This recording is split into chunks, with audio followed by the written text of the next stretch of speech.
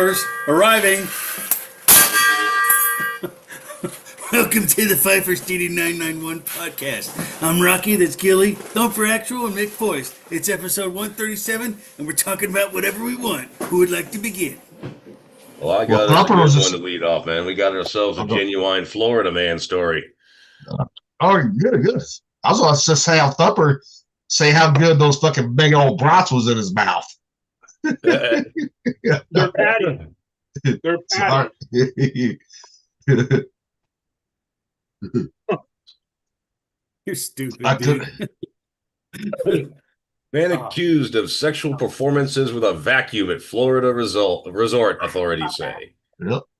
What? Man, authorities of Florida said a man is facing charges for allegedly walking nude around a resort and publicly engaging in a sexual act with a vacuum cleaner. Oh, my goodness. Oh, yes. 51-year-old Kevin Dale Westerhold, you are a bad, bad man. And worse, him and his wife, they own a B&B near the area. Oh, shit. Oh, no.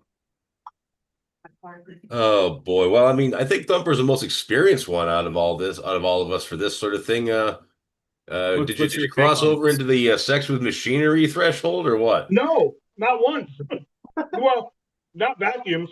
I mean, I do have machinery, but it's not a vacuum, and it ain't for me. Well, I guess it could be.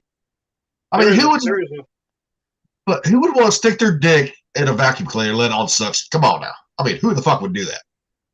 What kind of vacuum? Was it a Dyson, or where they never supposedly lose suction?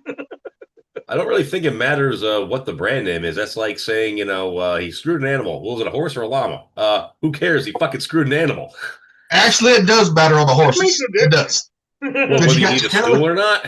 If you got Shetland ponies, you got draft horses. I mean, was there step stools involved? You gotta lay that whole thing out. You know what I mean? Did he fist it first?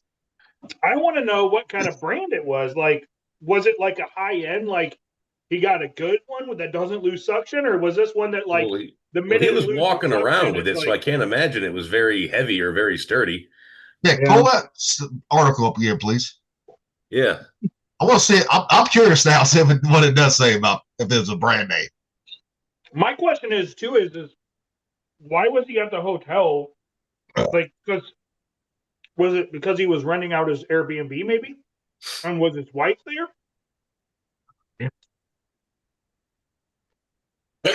Excuse me. A little sneezy late. Okay, There's a whole pre-story to that story. All right. I mean, was it? Got it. Let's see here. Was it like a dust devil or whatever? A vacuum cleaner. Vacuum cleaner, but doesn't say what brand yet. Ring camera. Oh, there was a complaint from the day prior, even. No word on whether it's a Dyson or a Hoover. I mean, if it was a Hoover, that would be hysterical. That would be absolutely keen. That would be. That would be perfection. But now, per the article, we don't know what the what the pedigree of the cock sleeve is. My goodness, dude. The pedigree? Yes. Oh, my God. Lord. That's the thing I was talking about the other day on the galley that I just had to share, man. Yeah. So I've been hanging on to this one for a couple days. I want to know where that guy's wife was in this whole fiasco. Right? He might have been one operating. Why was he at the hotel? Was it because he was renting his house out? And where was his wife? Well, maybe she's the one operating the thing. Maybe she gets off all that shit. She might have the switch. Yeah, she might be the one hitting the switch. Yeah. I mean, because my thing is every hotel I've been at, they only use uprights. Yep. Right? That's true. So that would be kind of hard to do. Because you have to detach and carry it around and everything in two hands. Yep. Kind of a pain in the ass. Pain in the dick. Or the dick, yeah. Yep. Yeah, I don't know, man. I would love to be on that trial as a jury member. Right? Like, if you're gonna get picked for fucking jury duty, man, That'd be the one. why can't it be something fun like that? Yes. Because at least one of them jurors is gonna go, all right, you guys, hear me out. I mean, when I was told to report for jury duty, right? Yeah. Guess what? I would have lied my ass off to get on that jury right there. Oh, hell yeah. Right? Then I'll be like, okay, not guilty. Not guilty due to being lonely. That's right. I mean, I won't even try that with the vacuum cleaner. Come on now. I mean, if you're that lonely, technically, being free is a punishment, right? Yep. Because if you're willing to use a vacuum, I'm pretty sure you're willing to use your celly. Yep. Yeah. Oh yeah. Yeah, that's true. That's true. That's kind of scraping the bottom of the barrel at that point. Yeah. Especially walking around a hotel. That's pretty ballsy. Literally. But at one point I said that if I ever won like an obscene amount of money, like, rest of your life kind of money, I'd walk into a bathroom stall at work fully clothed. I'd walk out wearing nothing but a pair of tennis shoes and just see how long it would take security to fucking catch me and just leave the place a fucking legend. Would I do my 6 months in jail? Yeah, probably. Slather yourself down in like Vaseline and shit. Right, make it real hard to get a hold of you. Yeah. Like the greased up deaf guy in Family Guy. Some fucking KY or something, Something's like, God damn, this shit is like silicone lube. Something just make it so fucking hard to grab a hold of you. The funny thing is the chemical stations we actually have pure petroleum jelly and shit like that for certain fittings and whatnot. So I wouldn't even have to buy it. I just have to go to the freaking chem rack. That's fucking hilarious. Like that would be funny. That's like I never understood those streakers at like the soccer games and shit. They go out there nude, but they don't slick themselves down, so they get tackled super easy. They get a hold of them and drop them. And I would not want to be that security guy that has to tackle a nude dude. No, I just don't want to do it. Shave your whole body all greased up and slippery like an otter. Because you can't, as security, you cannot control where you land. You know what I mean? That's a tough one. Once you tackle somebody, it's fate on where every part of your body lands and where their part of their body lands, and you're gonna tumble and things are gonna flop around, and I don't want to. I'm just I'm just like, ow. And then you'll get that asshole security guard that shows up late. You've already got him on the ground and he still jumps on top. Gotta be a piece. Gotta have a piece of it. Yeah. And then it like shuffles everybody else around on the ground again and shit starts flopping again. And it's like, not trying to do that. Nah. We're going streaking. Right. Gold. Boy, yesterday afternoon, I had a fucked up dream yesterday, boy. I tell you. I usually don't remember my fucking dreams. Even River heard me fucking yelling in my fucking sleep. Yeah. On it. I didn't take a very long nap. I don't remember where the fuck I was at, but it wasn't here in nowhere in Missouri, right? I had this knock on the door. Here comes this fucking guy. End up turns out he was the devil, right? Trying to take River. I ended up beating the fuck out of him, right? All that shit. And I woke up, I was like, what the fuck just happened? You had a dream that the devil was trying to take your kid? Yeah. That's fucked up, dude. I know. I was like, good Lord. It's like, woo. I ain't ever had a dream like that. Most of the time, I don't remember my dreams. But that one I did remember. What did it look like? Just a normal person. Just normal. Probably more accurate than you think. Yeah. So. Crazy. Oh, it was fucked up, man. Yeah. Well, we're gonna have to talk about that later. Well, I mean, there ain't really nothing to talk about, really. I mean, I'm just saying I had a fucked up dream, and I mean, I mean, it could be a bunch of things. So it could be what I was watching on TV too at the same time. Was he dressed in a suit? What? No, just dress like me. You know, how we dress, right? T-shirts, hat. Uh-huh. You know, it could have been on watching the Wi-Files too at the same time. They were talking about the devil and his bad spirits, right? That could have been it too. Yeah, I saw a little bit of that Y-Files on how we're all going to lose gravity for 7 seconds on August 12th. And I'm thinking, that doesn't really make a whole lot of sense because that mean the moon would get knocked out of kilter too. Well, they're saying that there's two black holes that the gravitational issues, those are going to overlap, and we're going to lose the gravity for 7.2 seconds, I believe is what they said. And it's supposed to be in the afternoon, not in the morning. It's actually supposed to be the afternoon. And they've Well, hell, I got time to strap my bed down, bolt it down to the thing. Hell yeah. Supposedly the governments know about this, and they've known about it for years, and they've had contingency plans and all that for this, and they're saying that, you know, they have it broke down by the second, basically, of what's going to happen and how it's going to happen, and like when people are going to start dying, and then there's going to be infrastructure like damage, all kinds of crazy shit, you know, your water, sewer, electrical, everything's going to be fucked.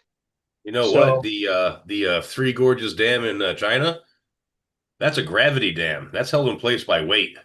Yeah. That would be interesting. What if there's no more weight? Yeah. Right? Woo. The water Gravity just goes away. Yep. Yep. And I don't know. They're saying that it's a thing, but I don't know. I don't know how much I believe. I mean, we all lived through Y2K, you know? It was like the end of the world. Y2K is going to kill everybody because the computers can't fucking, you know, go to the twos, Well, you know? Then it was the rapture and all that bullshit, right? So 2012 Yeah, end of the 2012 thing. 2012, end of the Yeah. world, Mayans, yeah, everything. Yep. This So- is just another one of those. It's just coming around. It's like Yep. every 10 or 20 years, you know. oh yeah. So here's how I knew it was bullshit. Okay, I watched that bit on the Y-Files, and it said another thing that's indicating it is a 800 light year long filament of dark matter. Yeah. Dark matter does not fucking exist. So right there, you know you ain't got to worry about anything because they're referencing made up shit in their formulation. Yeah. I don't know. It's just one of those weird things. I don't get it. I don't understand why people actually believe it. I mean, Because they if need it happens, they need it something. happens. If it happens, it happens. But you know, we're supposed to lose ground. Hang on. This is some Star Trek: The Next Generation level shit right here. Even AI says the claims that Earth will lose gravity for 7 seconds on August 12th, 2026 are completely false and constitute a viral hoax. Yep. No gravity loss. NASA has explicitly denied these claims, stating that gravity cannot simply switch off. Gravity is determined by Earth's mass, and for it to disappear, the planet would have to lose its mass entirely. The rumor stems from a viral social media post, often referencing a fabricated Project Anchor and a fake NASA document. What is actually happening? On August 12th, 2026, a total solar eclipse will occur. This is a normal, predictable, astronomical event that has no effect on Earth's gravity. And I had never heard that we were supposed to have a fucking solar eclipse. Yeah, I didn't either. So maybe they were trying to keep that quiet so that way it rolled around and all of a sudden we start to lose light and people start freaking out and killing each other and everything else, you know?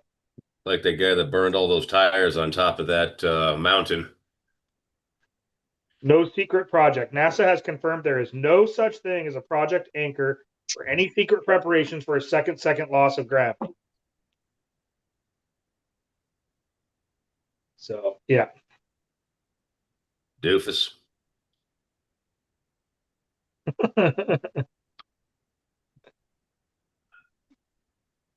Some bizarre stuff. Yeah. bizarre. I don't even know why you would even fucking start that. It was supposed to start like 40 million deaths, was the minimum that we're going to be dying from this. This one or was before? Huh? This one? Yeah, like in August, they're Yeah.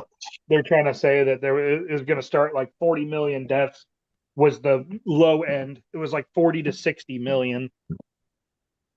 Well, that's going to be our government's fire up the super colliders. What it's going to be, guaranteed. Yeah, even AI is saying it's not going to fucking happen. So. No.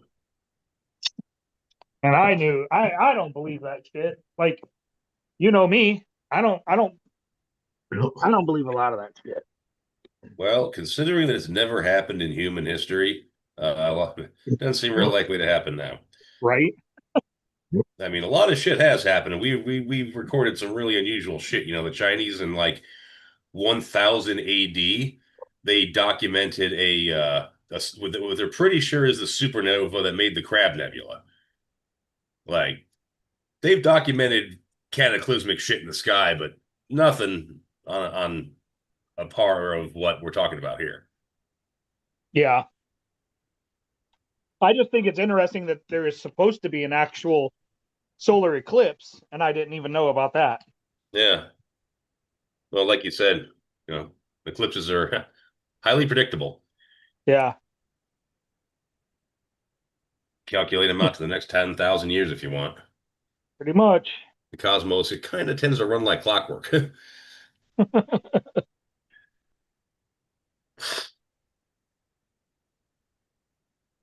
Aside from the occasional odd object that comes into the solar system, and of course, everybody freaks out about those too.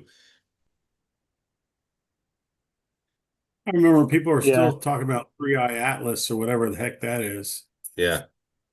Yeah, and that Or that never Oumuamua thing. Yeah, nothing happened from that either. The They were Mia saying Mia it was thing? a large ship or whatever, and it was changing direction and Course. speed and No. It was displaying cometary behavior. yeah. And it was like many, many, many millions of miles away, which, astronomically is close, but reality, 100 years ago, we'd have never noticed the thing was there. Shit, probably 60 years. You know? Yeah. Yeah, why can't anything just be cool, Instead of having like a big conspiracy around everything, why can't we just say, hey, an unexpected object has entered the solar system and it's going to miss Earth by a lot, but we get to check it out?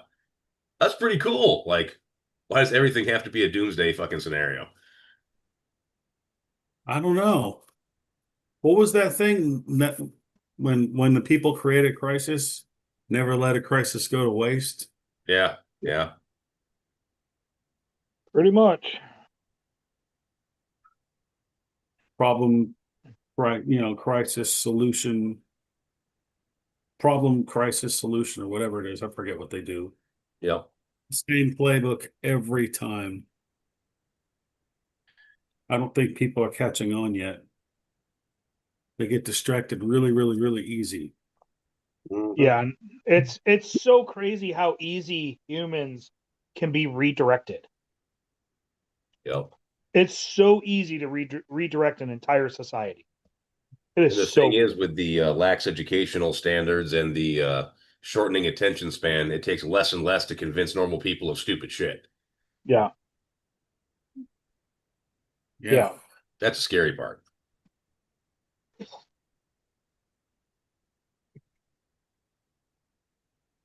I mean, look at Rocky. What? What? Oh, I don't know.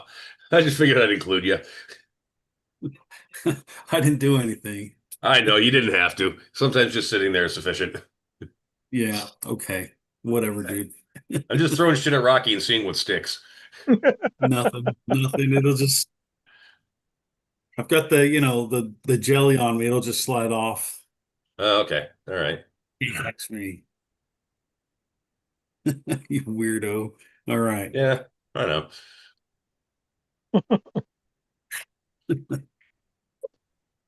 Oh man. All right, so we got Florida Man, we got gravity disappearing, we got interstellar objects. I'd say we're doing pretty good so far. Weird dreams. Weird Weird dreams. dreams. Yeah. About the devil trying to steal your kid. Yeah. Did he identify himself as the devil? No, not till he fucking showed me his powers. That's how I knew it was when he tried to take my son, and I just started beating the shit out of him. And then he let go, and I grabbed my fucking son. That's why I woke up. So, You woke up and then you woke up and you're punching the clown. I wasn't punching anything. I was like, "What the fuck was that?" And River was in his room playing fucking Call of Duty or something or Fortnite. I said, "Was I talking about sleep?" He said, "Yeah." I said, "Did you record it?" He said, "No." I said, "You should have." Huh. Yeah. So do you dream a lot, or is just like you dream all the time and you don't remember them, or what? I always dream, but sometimes I just don't remember it. That's the thing. I don't dream often, but when I do, they're Yeah. fucking weird. Like I just told my son the other day I had a fucking weird ass dream.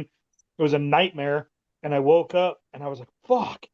I dreamt that my fucking pipes froze in my house, and the plumber that came to fix it was my ex-wife. And then she refused to fix my pipes, and then I kicked her out.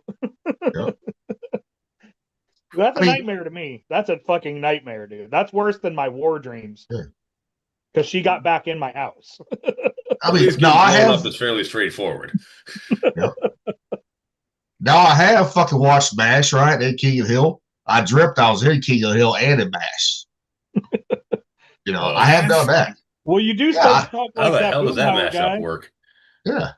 Not always. Just when I get really drunk, about 20 beers deep. That's why I start talking like Boomhauer.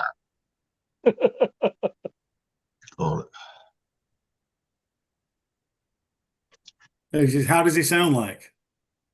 You know how a Boomhauer sounds like? Sounds like me, fucking case deep. No, because there was, dude, we had two guys that looked like the dudes from the King of the Hill and the Five. Yeah, Ailey was one of them. DC1 and then Ailey. And then there was another guy. He was like someone else too. Boomhauer. Was he the guy that was Yeah, that's Boomhauer, yeah. Remember? Yeah. Okay. That's Boomhauer. Yeah, I guess. I would do that. Crap, I'm coughing. Ow. Damn it. Ouch. Okay. Enough of that. But that's what I get for fucking falling asleep with the TV on too. So that's true. I've had some fucked up dreams when I've fallen asleep to certain shows. And when I dream, I end up falling asleep with like Bones or NCIS or some shit, and it doesn't ever affect me. Now, sometimes when there's like gunfire, yeah, I'll wake up startled because I won't know where I'm at when I wake up. But now I have dreamt. I fell asleep to the Big Bang Theory, right? And that's when Bernadette first came on the scene, right? The big old titty blonde. yeah. And when her and Harry got together, and I was like, I dreamt that I was in there. I'm like, Harry, shut the fuck up, bitch, and watch this. Fucking me rail your wife or girlfriend. Jeez. What show is this? The Big Bang Theory. Oh, okay. Don't tell me you've not seen that one. Howard! I'm aware of it, but I've never watched it. Yeah. Oh my gosh, you have to watch it. It's so good. Everyone thinks that fucking. I watched I the like fucking Bernadette Big the best, Bang dude. Theory. I like. I'm telling you, the girl who plays Bernadette, she's the hottest one on there. She is the hottest one. Because she's short and stacked. I still And like she- It's Always Sunny in Philadelphia. I fall asleep to that too every once in a while. Yeah. You want to talk about fucking awesome humor? I love that humor. Yeah. It's hilarious. Yeah, not bad for a bunch of fucking liberals, though. I mean, They talk all kinds of mad shit I don't know. on the. It's funny. Every show has liberals in it. Anything Oh, in yeah. fucking Hollywood. But Dan DeVito's a big one, and he's still pretty funny, though. So, Yeah. Yeah, his kind of funny. He doesn't really ever go away. Uh-uh. That dude's always fucking funny.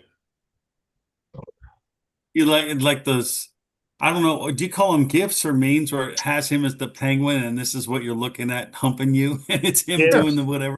Oh yeah, If it's yeah, got movement in it, it's a GIF. If it's still, it's a meme. Maybe. Yep. yeah. Not gifts, people. Gifts. Gifs. GIFs. Yeah, Yes. GILF. Which is not to be confused with gilfs. Yep. Oh man. My neighbor finally retired. He fucking worked for the armored car service for 24 years. Now you got your drinking buddy right there now. He only missed one day in 24 years. Wow. That's pretty fucking good. Yep. Yeah, I told him now we're gonna be able to drink during the day instead of just at night. Mm. Yep. Because we're both retired now. Out of the 5 houses on the block, on my side, three houses are all retired. Yep. Nice. And then on the other side, let's see, two out of 1, 2, 3, 4, 5, 6. 2 out of 6 are retired on the other side of the street. Yeah. Got your little retirement community there going. I know. I just wish I could get the city to gate it off, so I don't let other people in. I'd Yeah. like to exclude one house. Sure. They're the newest on the block, but I don't know. Don't really see them much anymore, which is nice. Yep. Shit, I'm the youngest retiree of my block. Yeah. Jake has me by 1 year because him and I are like we grew up Oh. together. Shit, right next door, the house to the fucking right of me. If you're looking at my house on the street, next door is a fucking preacher next door. That's interesting. I couldn't do that at all. Oh, he's not a bad guy. He don't even talk about it. I only found out he was preaching through Facebook. You know, That would be so bad. I would get drunk one night and just start yelling at him. oh, he don't say nothing about getting drunk. He seen me get drunk out, smoking meat out there. Fucking, he's in his hot tub, fucking naked, all damn time. He yelled across, because he got a fence now up there. I can't see it right. But he's like, "What are you doing up?" He said, "I smell the smoke going." I said, "Yep." It was like 3:00 in the morning. I said, "I got to start a little late." He said, "How many beers you drinking tonight?" I said, "I don't know." I said, "I'll know when I get done in the morning."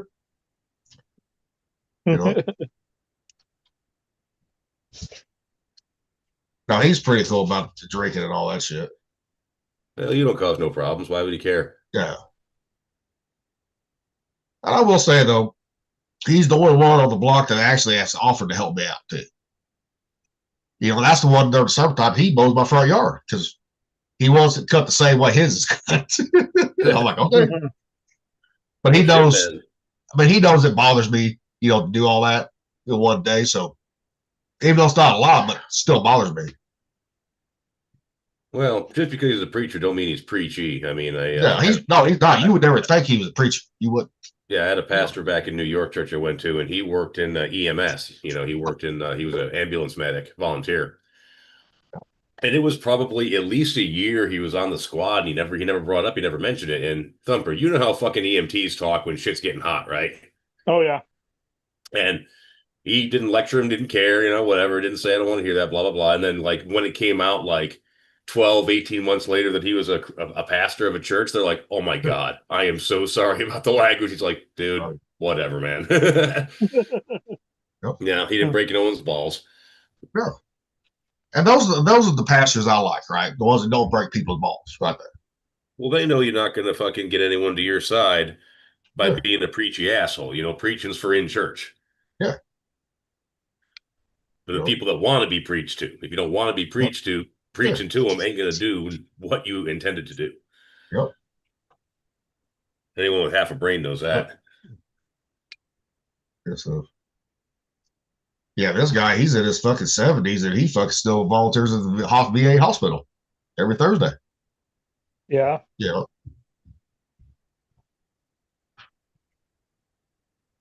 At least I have one neighbor that fucking was willing to help me out on shit. So The rest of them just think I'm all drunk, which I am, though. So, oh well. Yeah, that's only one part of you, though.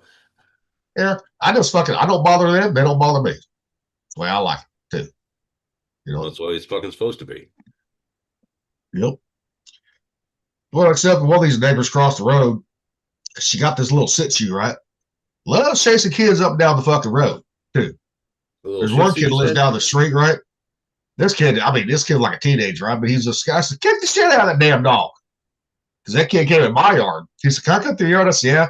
I said, kick the shit out of that dog. I said, that dog will leave you the fuck alone next time. It's just running around off the leash. Yeah. Well, But she's outside with it. She's like, that dog ain't bothering. Then one day River was riding his bike up and down the road, right? Well, I said, River started pedaling fast and no, kick that dog while you're at it. And he tried. That dog will not ride, chase him on his bike every year. Yep. Yeah, those little fucking cry bully dogs. They never fucking learn till you smack them or kick them. Yeah. She goes, oh, he just wanted to play. I said, that ain't how dogs want to play. Come up barking at kids like that. No. I said, put it this way: that dog ever bites my kid, I said, that dog will not be around. Put it that way. I said, you can take it however you want. I don't give a shit. Well, the good thing is if it bites him, then you can actually call and they'll just come pick it up and take it. Hell, I'll shoot that motherfucker. All right. Well, hell, a dog that size, a pellet rifle ought to do. You wouldn't even get a fucking citation for discharging a firearm in town. But technically, I got the ball bat by the front door too, so I just take the ball bat, beat the shit out of it. You got a bow? Well, yeah, I got a bow. There you go, baby. Yeah, but I'm out of practice with that motherfucker. Make a little fucking pooch kebab. Make sure you get it in the asshole so the arrow comes out. Dude, that 50-pound drawback would go straight through that motherfucker. Yeah, 50 pounds. Yeah. Like blow darts. I'm just playing. What about blow darts? Well, that's a whole new level of skill. I saw a motherfucker take out a black bear with a blow dart one time. Absolutely unbelievable, but you have to be like incredibly specialized to get to that level of the game. Dude, I ain't got enough lung capacity with my asthma now for a blow dart. Come on now. I know, I'm just playing, dude. No, I had one as a kid, blow dart as a kid. I got pretty good with it too. Or I just started started thinking about like Indiana Jones and Raiders of the Lost Ark and all that shit. Shit, me and my brother, we used to shoot each other with the blow dart gun. Well, now you got them fucking 50 caliber air guns that are as powerful as a fucking 357 Magnum. If you wanted to go splattermatics, man, you could just use one of those. Yep, exactly. Just hit it in the head with a fucking paintball gun. Ooh, yeah, a frozen may kill paintball it, may not, but it's definitely not coming out after that. If it's frozen, yes, it'll kill it. If it's frozen, Yeah, you're probably right. Fuck, some of these airsoft guns shoot these hard fucking plastic BBs at 300 and 400 feet per second. Yep. That'll leave a welt. Yeah. Oh yeah. Well, hell, 400 feet per second, that'll embed in your skin. Yeah. Yep. I mean, even if Daisy Roswell, it will embed in your skin. I know that because I had one ricochet off a tin can, hit my cousin right there, it embedded right there by his eye. Ooh, lucky. Well, Yeah. fuck. I used my pellet gun for shooting garbage men. Yep. That stuck in their fucking heads. Yeah, and you got arrested for that shit too. Yeah, I did. Yep. Not good. I used to shoot my grandpa's horses in the ass in when he was out in the pasture with one until he caught me and beat my ass over that shit. If I'd fucking beat your ass doing that shit, you get him fucking bucked or kicked. Well, my dad taught me that shit, right? My dad taught me that one, right? That's Because he had a neighbor, he had a neighbor that he didn't like, had horses, right? He's like, watch this. Ours looked like an M16, right? He pumped that bitch up about 100 times. That motherfucker go 100 yards. Hit that horse, Mine looks like the M16, but it's only a single pump. Yeah. Ours, the one, it's powerful. Yeah. Yeah. That's what gave me the idea. You see that horse kick, right? Hit the ass in. You know? Yeah, I'd fucking whoop your ass if I caught you doing that shit. Oh, he whipped my ass. Not with he whipped my ass with a mule whip. With a fucking mule whip. That hurts. Oh, yeah. Well, I'd like to defend you and say you didn't quite deserve that, but you kind of did. I know I did. I said, I'll tell you what, I never did it again either. Never did it again. You did not. And my grandpa, my grandpa was 6'3", 250 pounds of solid muscle too. You know, so he had those long arms. He could fucking really fucking get that whip going. It's bad enough when you're on a fucking horse and there's a fucking horsefly or fucking snake or something that fucking startles them, or just the wind blowing on a trail horse, man. Yep. It fucking, that shit ain't fun being on one of those. But and never when you're on a horse, never shake a rattle can either. Never shake a rattle can, because that will scare the shit out of the horse like it's a rattlesnake. I did that once. My grandpa, I was on a bear, right? He's like, hey, go throw this in the fucking bird pile, right? In the bird can. Okay. I didn't think about it, right? I just started shaking it, right? That horse fucking bucked me right on fucking gravel, too. I was like, oh, shit. Oh, You know? Like I said, I'd fucking beat your fucking ass. I was a hard little fucker. I was, too. Shit, I used to grab the horse's tail, right? Hit him with the hickory switch, right? Grab their tail, make me drag me down this old dirt lane that grandpa had outside the barn. God. Yeah, I was a hardy little fucker, I'll tell you.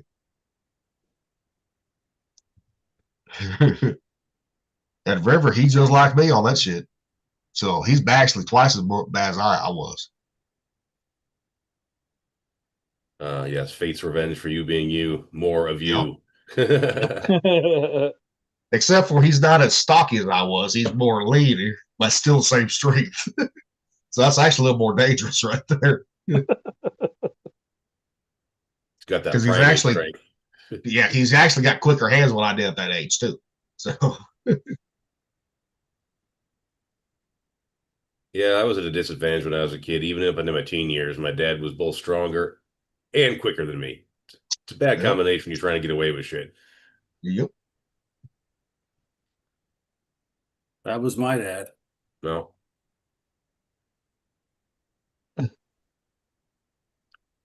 Goddamn unfair, I'll tell you. Well, the only thing he couldn't, my dad had Oshkosh, so he would ride a bike. I could run. But still, he's on a bike. He'd catch me that way. Yeah. Or I have Osgood slaughters in my knees. That shit fucking sucked. Yeah, but our parents taken care of, bro. Nothing they can do. Really? Yeah, I've had all they can do is my whole life. I had to wear fucking immobilizers on both of my fucking legs to fucking when I was at school and shit. Cause that shit fucking was no joke, man. That shit fucking sucked. But our parents back in the day, they didn't chase us. If we got away, they're like, okay, they're gonna come back sometime. They waited for us. And the more they waited, the worse I got it too. Uh-huh.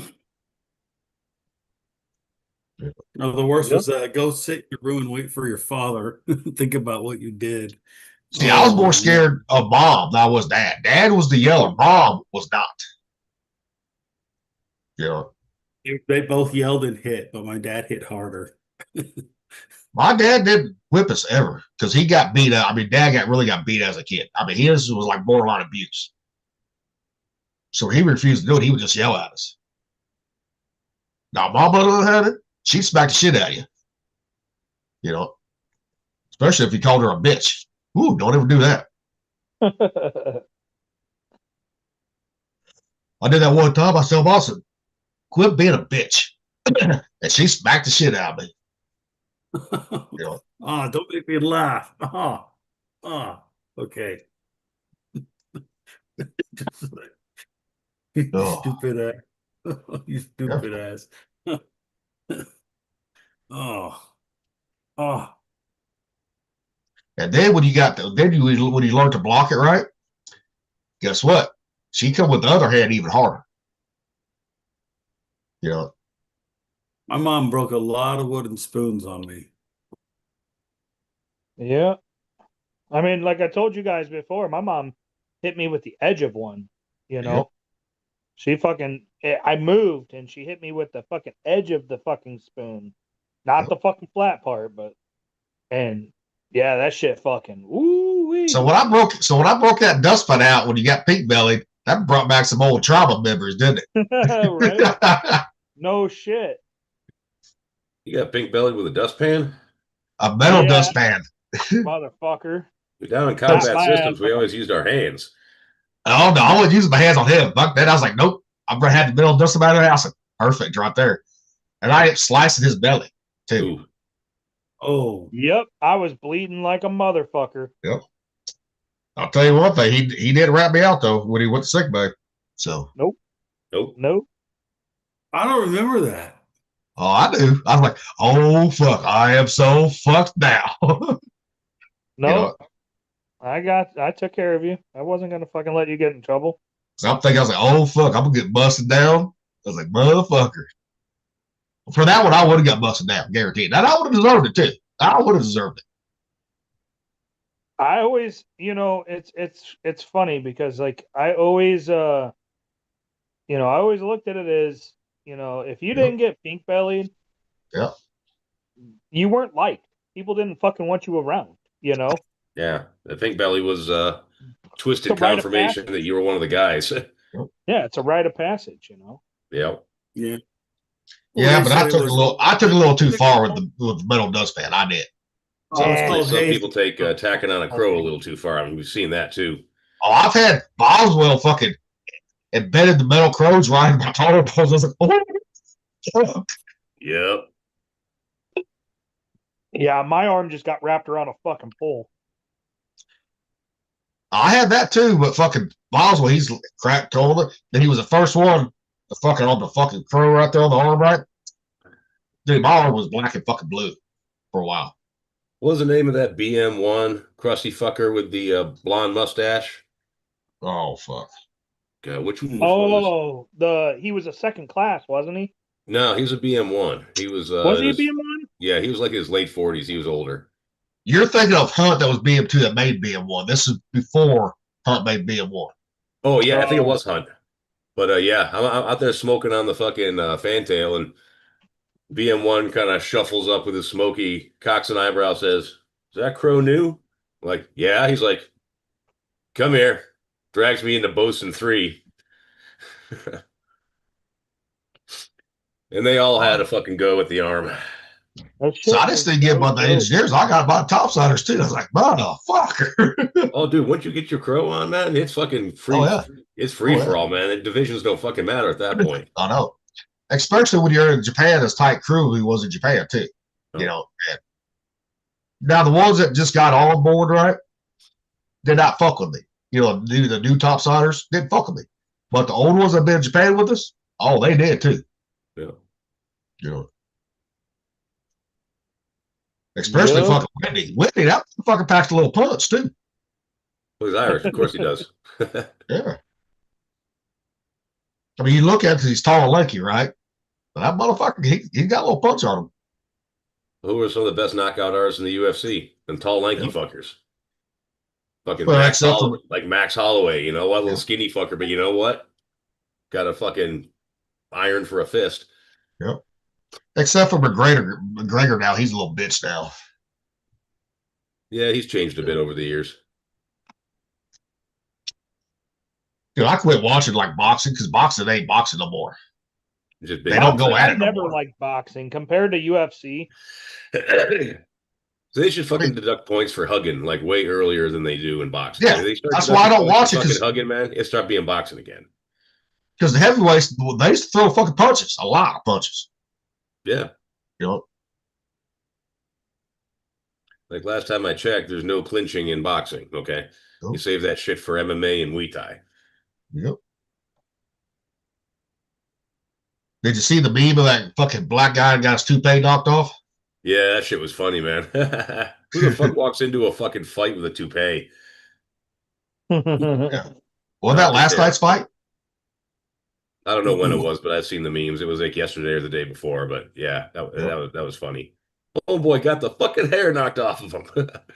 Yeah, A I was- UFC fight last night had someone wore a toupee in their hair. What? oh, boxing, No, boxing, this boxing. is boxing. Oh, boxing.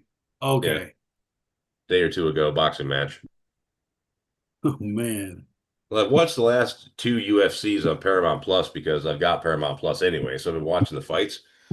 And I'm starting to see why they went to Paramount Plus, because back in the day when they were charging $50 for a pay-per-view, I wouldn't have paid $50 for either one of them events, man. I mean, don't get me wrong, it was entertaining to watch because it was just on my TV and I'd have to pay for it any more than I pay for the subscription for Paramount.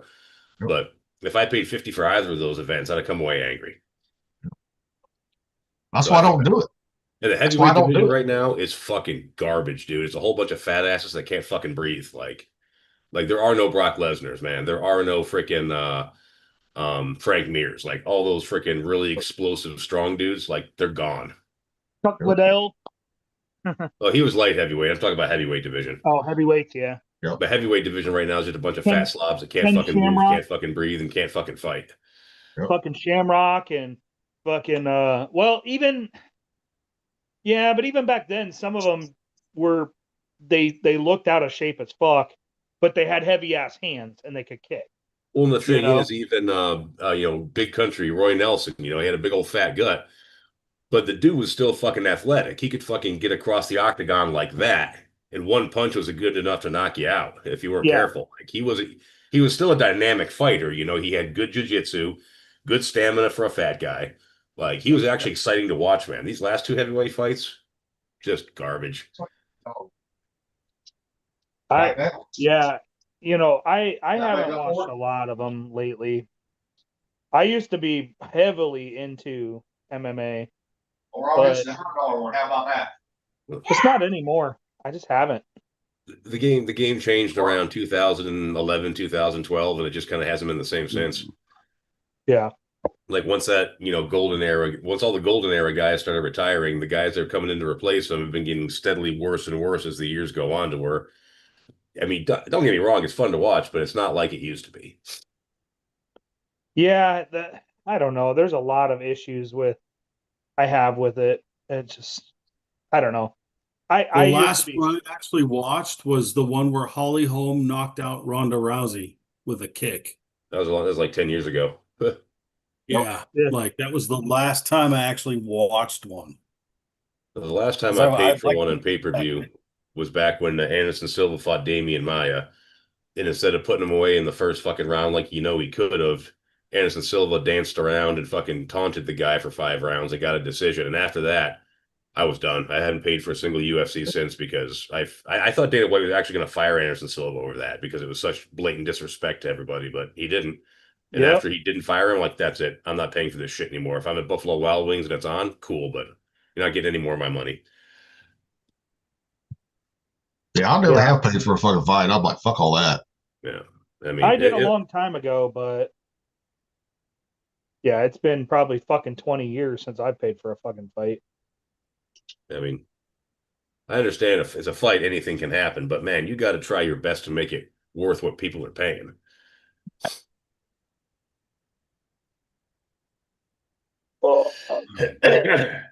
And the heavyweight fights we've been seeing just that one ain't it. When did that one happen? Which one? When you were talking about? I think like 2010, 2011, maybe. It was like 15 years ago. It was a long time ago. I remember I saw one where that guy Silva got beat. Like he was like unbeatable for some reason or something like that. And the guy that beat him. Oh, he was. Yeah, for a long time he couldn't be touched. Yeah, and this guy, I think this guy broke his leg or something on him. Yeah, he snapped his leg. They're doing a shin check, and Anderson Silva's fucking shin got broken. Foot was all flopping around. Yeah, I remember that. So that happened before that, huh? Yeah, this happened before that. So I thought the guy that Silva got, the guy that Silva got beat by was that same guy that he mocked before. No, different guy. No, different guy. But whole point was that Anderson Silva could have put him away like that, and instead he just showboated for 5 rounds, and so I was done. I was done. Almost like Apollo Creed. Huh? Just like Apollo Creed. What about Apollo Creed? He was showboating a little bit. Yeah, but Well, saying I remember that. No, it's a fucking movie. I was gonna say that's a movie. Yeah, it's a movie. I wonder what would happen if someone's last name was Creed and they actually named their kid Apollo and he actually ended up being a MMA fighter or a boxer. That would be I mean, hilarious. walking out as Apollo Creed and that's your actual fucking name. That would be kind of cool. That would be kind of cool. It'd be even funnier after 4 years in the organization, you die in the ring. That'd be even more funny. Right? You like live up to your namesake. Shit. He was a champ and now he's dead. Damn it. Some big Russian guy beat the fucking crap out of him. Lovely. And the thing is, a light heavyweight champion right now is a guy named Volkanovski. So, I mean, it's possible. Could happen. Yeah, it could happen.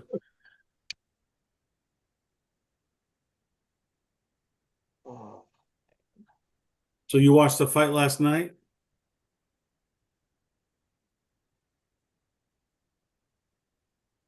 Mick? He's blowing his nose. No. Did you watch it last night?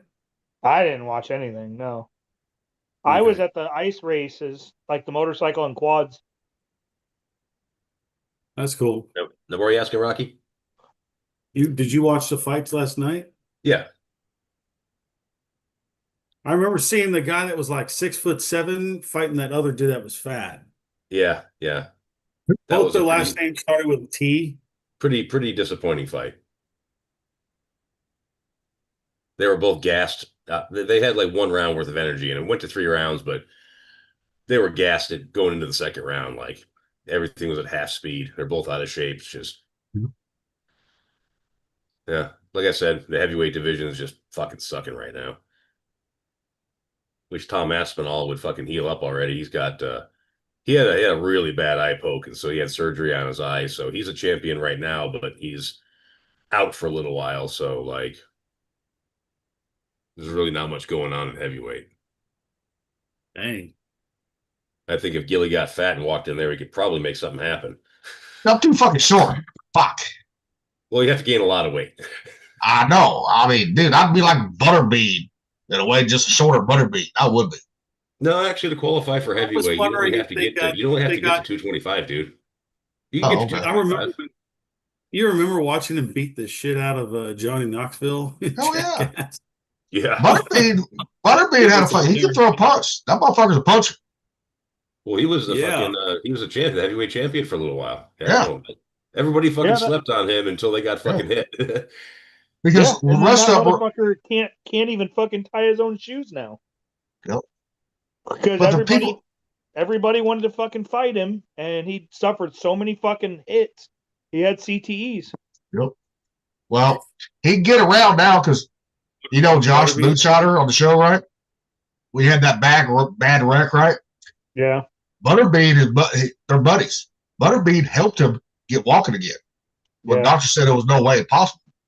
The Butterbean also lost a lot of weight too. He did too. He ain't nowhere near as big as he was. No, but now he can still tie his shoes. He can get around, but he's just a little slower, right? Yeah.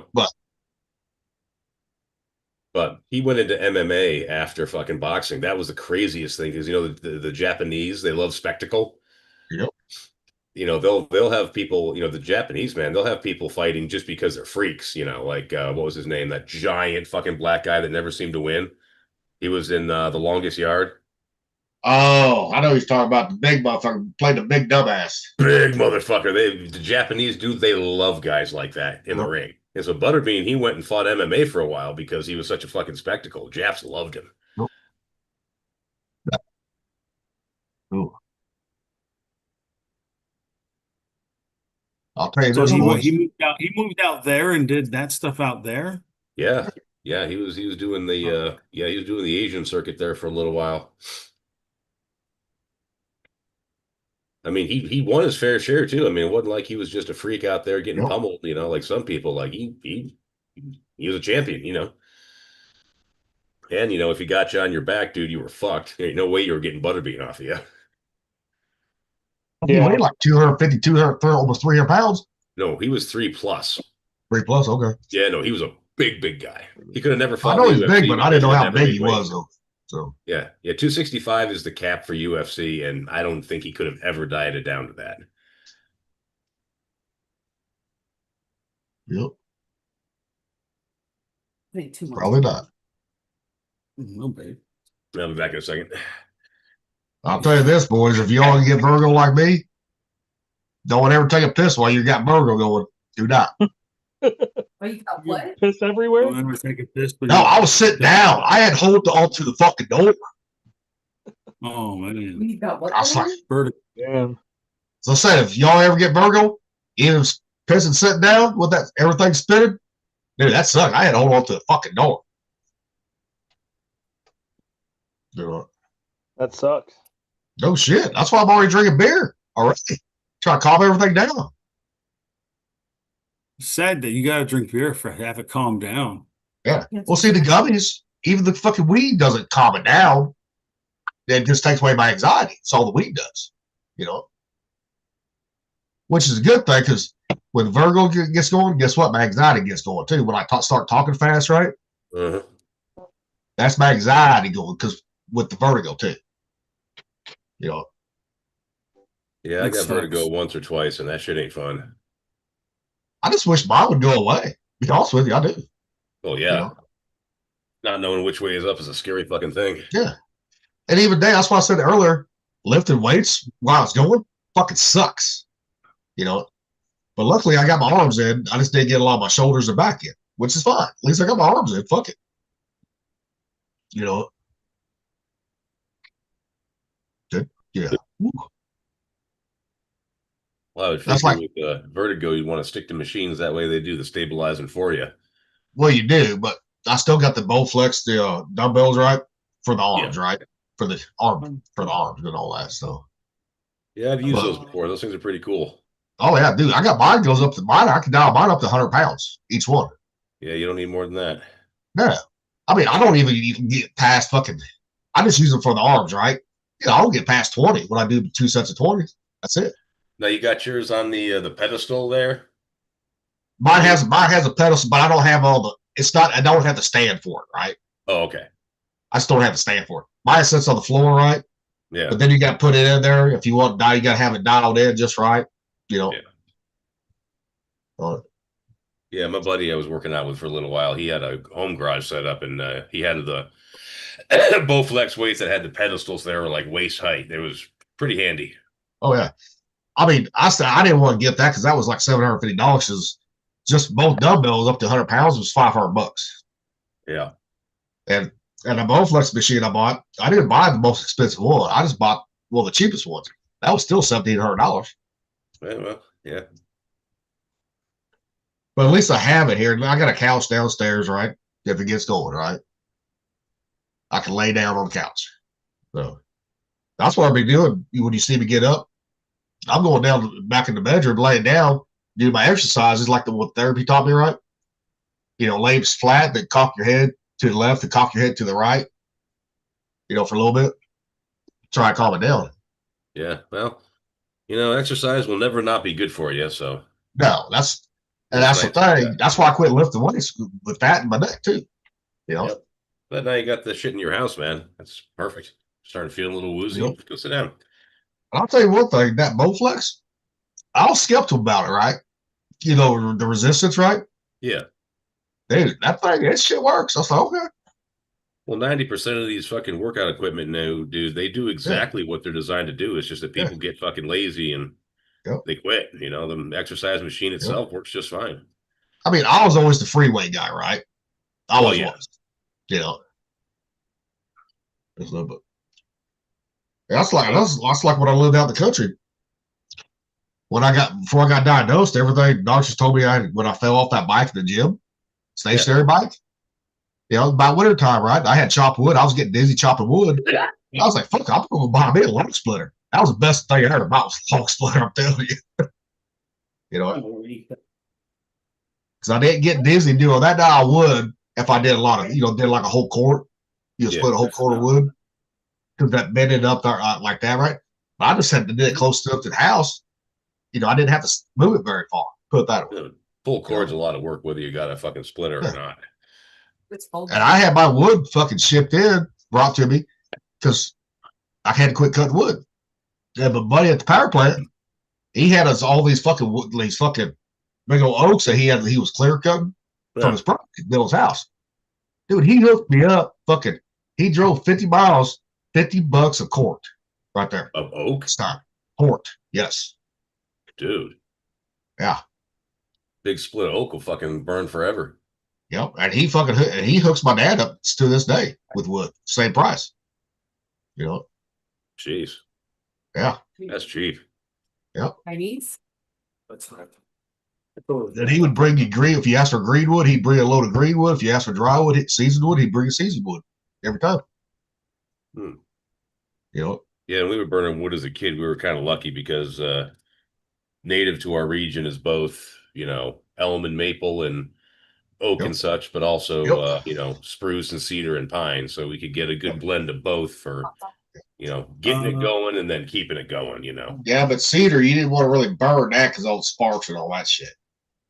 I don't think my dad ever did any cedar. I think it was all conifers.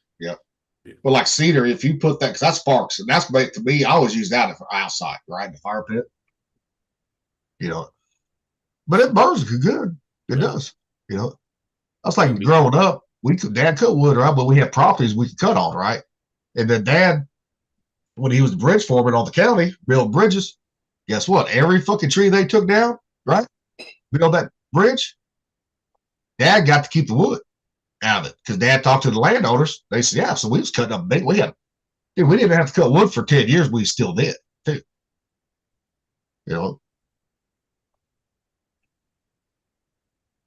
And then we had that earthquake, not earthquake, but tornado come through one time.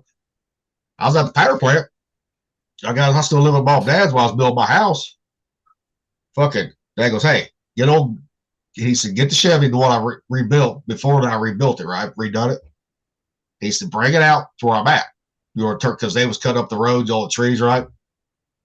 Dude, we had fucking wood for another 5 years after that. Yeah. I mean, I had that front end fucking floated on that 3/4 ton truck, put it that way. I couldn't go fucking very fast. No.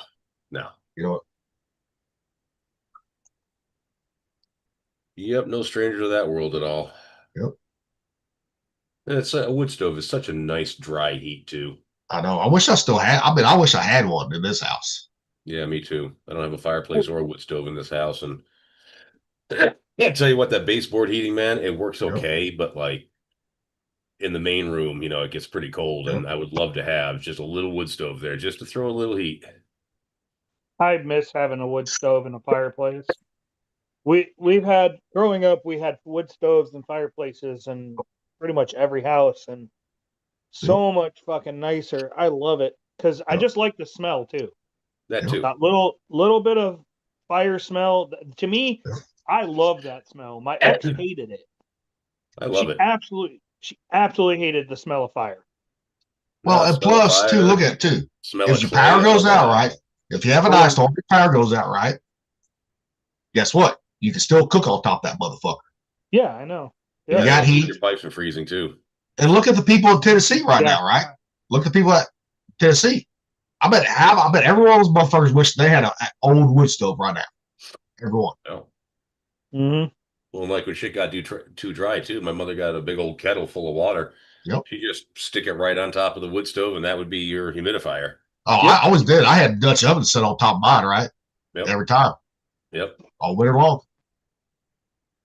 But the only bad thing is, I'd have that living room 100 degrees. The back bedroom was about 60, 70 degrees, which is perfect, right? But the kitchen is hotter than hell. I had to open the windows up that motherfucker. What is in the negatives? Well, my father fixed that. We had the wood stove in the kitchen laundry room area, which is the very back of the house, and he installed in the ceiling a squirrel cage blower fan with a scoop that directed all the air to the front of the house. And so he turned that thing on high. It would take all that hot ass air and it would blow it right to the house. Yep. But I didn't want to do that though, because I did not want I like the back bedrooms cold, right? When I'm sleeping. In that old house, I did. Mm-hmm. So I can't have it hot when I'm sleeping. No. Yeah. But I'd have the windows, but I was burning locusts too. I put locusts in there too. I fucked up one night, I was drunk, grabbed the raw wood. Instead of the oak, I grabbed the locust. Locust burns hot as fuck. Yeah. Right there. Because locust is what people build like around here. They added fucking God damn it, hedge. They built fence posts out of. Oh, so that Yeah. shit lasts a while. Yes, but it burns like a motherfucker. I never heard of locust. Yep. Locust, oh yeah, it's a hot fucking burning wood, dude. Locust burns hot as fuck. And it will dull your chain quicker than hell too.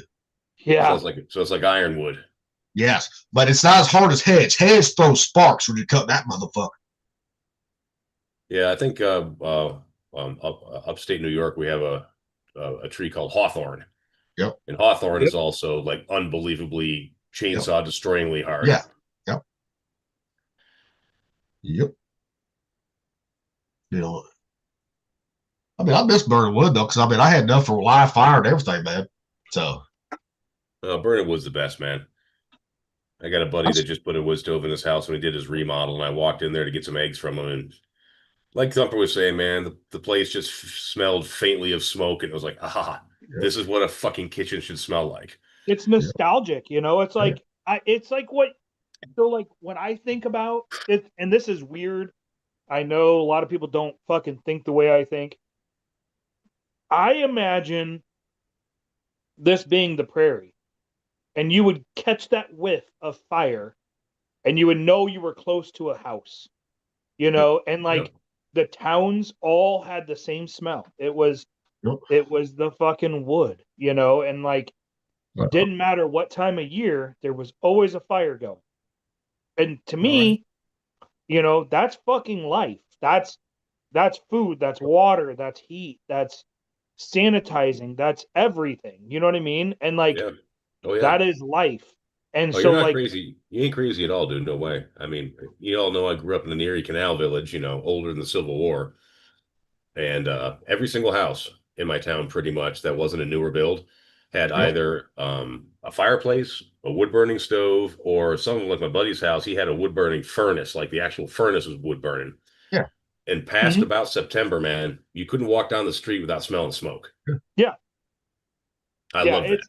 Fucking love it. We had wood stove in our basement and a fireplace on our main floor when I was young. And then we moved to another house. We had fireplaces and wood stoves. We moved to another place. We had fucking two wood stoves and a fucking fireplace. Like it's been in my life pretty much growing up.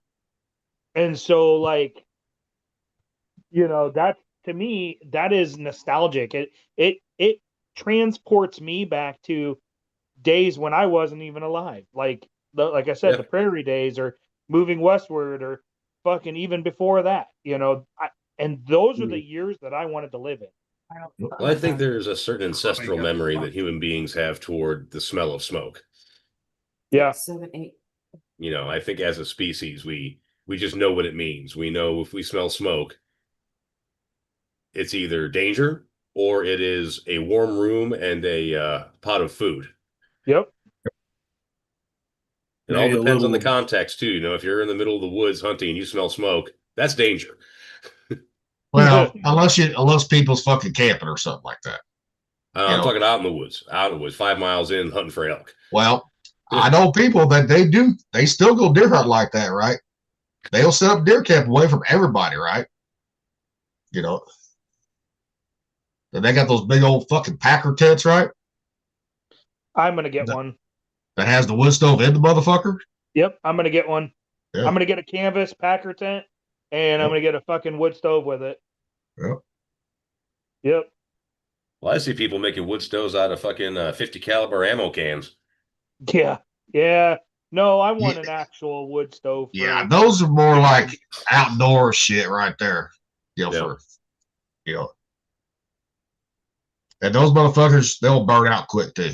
Guaranteed. Oh yeah. Really. The walls of it and everything. Yeah. Because even like you gotta have fire brick in a fucking wood stove. Got to. You know. Or you're gonna warp the fuck out of that metal. You know. Should I remember the wood stove we had as a kid? We had two of them actually. But when it got roaring, man, I go in the back. You look at the back of it, and the back would be glowing. Oh, that's too hot. That's too hot. Have a little red to it. Yeah. That's too hot. Yeah, we never got our stoves red hot, but Uh, they were hot as fuck, man. They heated the whole house. yeah. If I could just put one in my living room right now and just vent it out, it would heat the whole house. Yep. Because my house is, 1,200 square foot per main floor, and upstairs is like Oh. about 1,000. It would heat those two floors. Wouldn't heat the basement, but I thought about getting one and putting it in the basement and fucking piping the heat with a blower into my fucking vent system. Yep. But the problem is I don't have access to wood as much as I need to Yep. keep that Right. fucker going, I Oh, mean, there's yeah. all kinds of free wood and stuff on Craigslist still, but Yeah, but with the way I your don't have deck truck. and back is, too, you cutting all that wood up is going to take a toll on your body, too. yeah, it will. But at the same You time, know? it might actually help me too. Well, Eventually. yeah, I mean, I can just see you be in the same place I would, not with the Virgo, but the neck and all that, because I would fuck my neck up cutting wood. You really Yeah. did. Well, And you I would you have got a the whole, fucking log splitter too, Yeah. Now if I had more property here, bigger yard, I could put a wood stove in this house down in the basement, right? And if I have everything piped through the vents, right? Yeah, I can Yeah. do that. But I'm not keeping the wood inside the fucking garage. Ain't happening. I like keeping it outside covered, right? Away from the house. So that way, termites and all that bullshit. Yep. Good stuff. Yeah, if that house next to me, to the left of me, wasn't there, shit, I'd try to buy that whole fucking property right there. That little lot. Then I could do something like that. Right. You know. Yeah, I don't have anywhere to store the wood, not enough. Yep. Yeah. I mean, I could probably get plenty of wood. It's just, I don't know. There's some good wood stoves around here for cheap. Cast iron wood stoves. Well, farmer home stores, they sell those wood stoves. They sell pretty fucking good too. The high Yeah. efficiency ones, the new ones. Yeah. My buddies that I was telling you about, he just bought it. It's brand new. Thing works great. Yeah. I saw. I did. I went to Orstland's. This one Orstland's still a farmer home store. For Baumgartner's, all them bought them out. Right, Tractor Supply bought them out. I went there, picked it up, had it loaded back in my truck. They're like, "How you gonna get that unloaded at your house? Just you?" I said, "I got my motor cherry picker." I said, "I know how to ring that motherfucker up," and I did too. Or just be like my buddy, get yourself a 12-foot dump trailer. And stuff. And then when I got it in the garage, right? Did up the house. I got into the house. I had half that. I had it moved down enough to where I was laying it down in the house, right? And then I put it on those, those magic things you see on the bottom, the move shit, heavy shit, right? On that tile. Oh, yeah. Dude, I put that right on there. Dude, that worked flawlessly right there. Right there. And I already had the carpet tore out in the living room. So that was just nothing but concrete right there. Perfect. Now I had to lift it up a little bit. Because I put it on concrete blocks, like the small ones, like half-inch ones, right? Like ones that are flat. Yeah. I put them up on that, so that way there's up off that concrete a little bit. Sure. Yep. Yeah, Yeah. that shit's fucking heavy, man. There's only a couple things I don't want to lift anymore. Yep. It's cast iron fucking wood stoves, Yep. slate pool tables, Yeah. and gun safes. Yep. It's like 3 of the heaviest fucking shit you can get for your fucking house. It's like, fuck that shit. Dude, I'd when I That's rather moved why- into lift this a house, fucking man, stove. I paid guys to move my toolbox, my gun safe, and my dressers because I ain't lifting that shit no more. Well, that's why my gun safe is just a stack on, right? It's very light. Yeah, not mine. Mine's It's not even a gun safe. 500 It's a pounds. gun cabinet. Mine is a gun cabinet. Put it that way. Yeah, no, mine is, like I said, about 500 pounds. The door alone weighs 150. I'm reading. Yeah, you have to like reinforce the fucking floor underneath it almost. Now the one I want, I would have to leave that bitch in the garage because it would not fit through the garage or coming through the door from the garage because they didn't put a 3.0 door in there at all.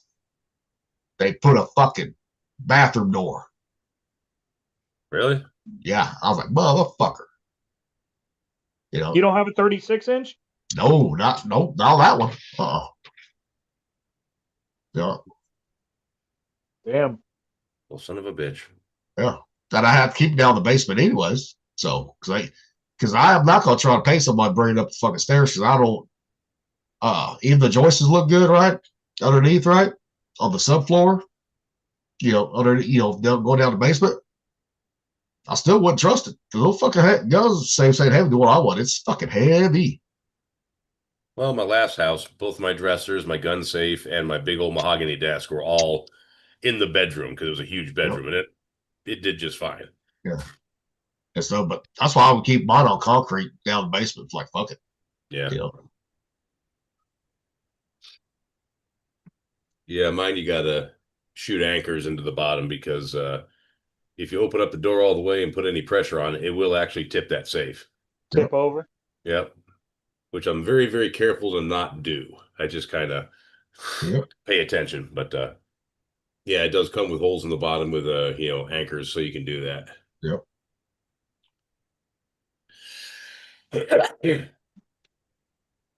Rocky looks smart over there with those glasses on. It's an illusion. He's Would you call it an optical illusion? he's gonna be role play tonight, playing the daddy. I'm the professor and you're the student. Your grades have been Don't very be in my bad, little college decision. girl. How would you like to raise them? Put the schoolgirl Yes. outfit on for me. Oh, Do you yes. want to get an A in this class? Don't poke me in my incision.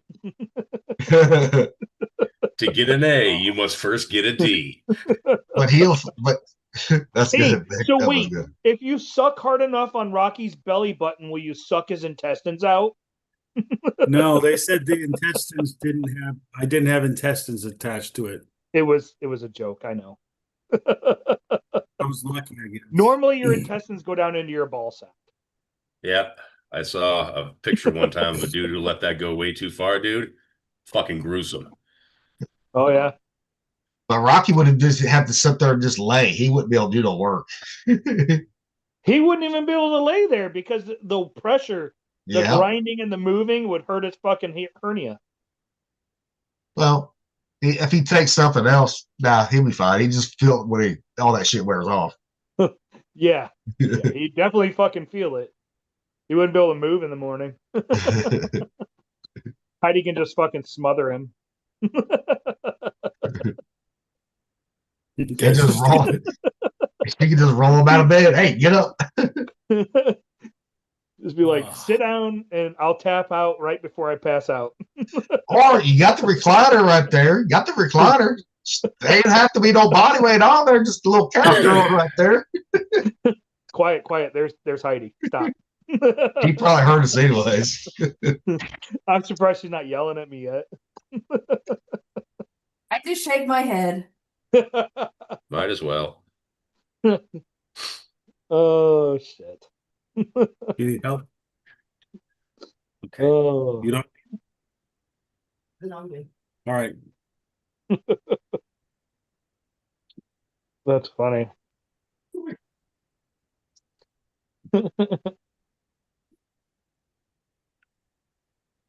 Now I'm starting to get leveled out now. Finally. Fuck. Yeah. Finally. Well, like I said, you've seen it happen. It takes me usually about 3 beers to get leveled out. You know. If it's really bad, 6 beers. I'm trying to drink enough to get vertigo. I think that's, I should be used to it, right? Because all the times, next morning, right? Or when you fell asleep on, after coming back to the boat, right? You pass out, right? Yeah. Everything would be spinning. You think I'd be used to it by now You would think, but after all those years. But I'm telling you, it's a different type of spin. It really is. where's my dog? Where'd she go? All right, of here. I got something for you, boys. I've been saving, but I didn't want to do it until I got leveled out. Whew.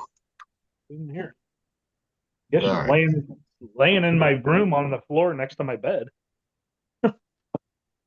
Oh, speaking of this one right here, you know how we talk about Starship Troopers a lot? I found this one right here. That's for people that has asthma like me and Rocky. Have asthma? There's no oxygen in space. Join the Space Force.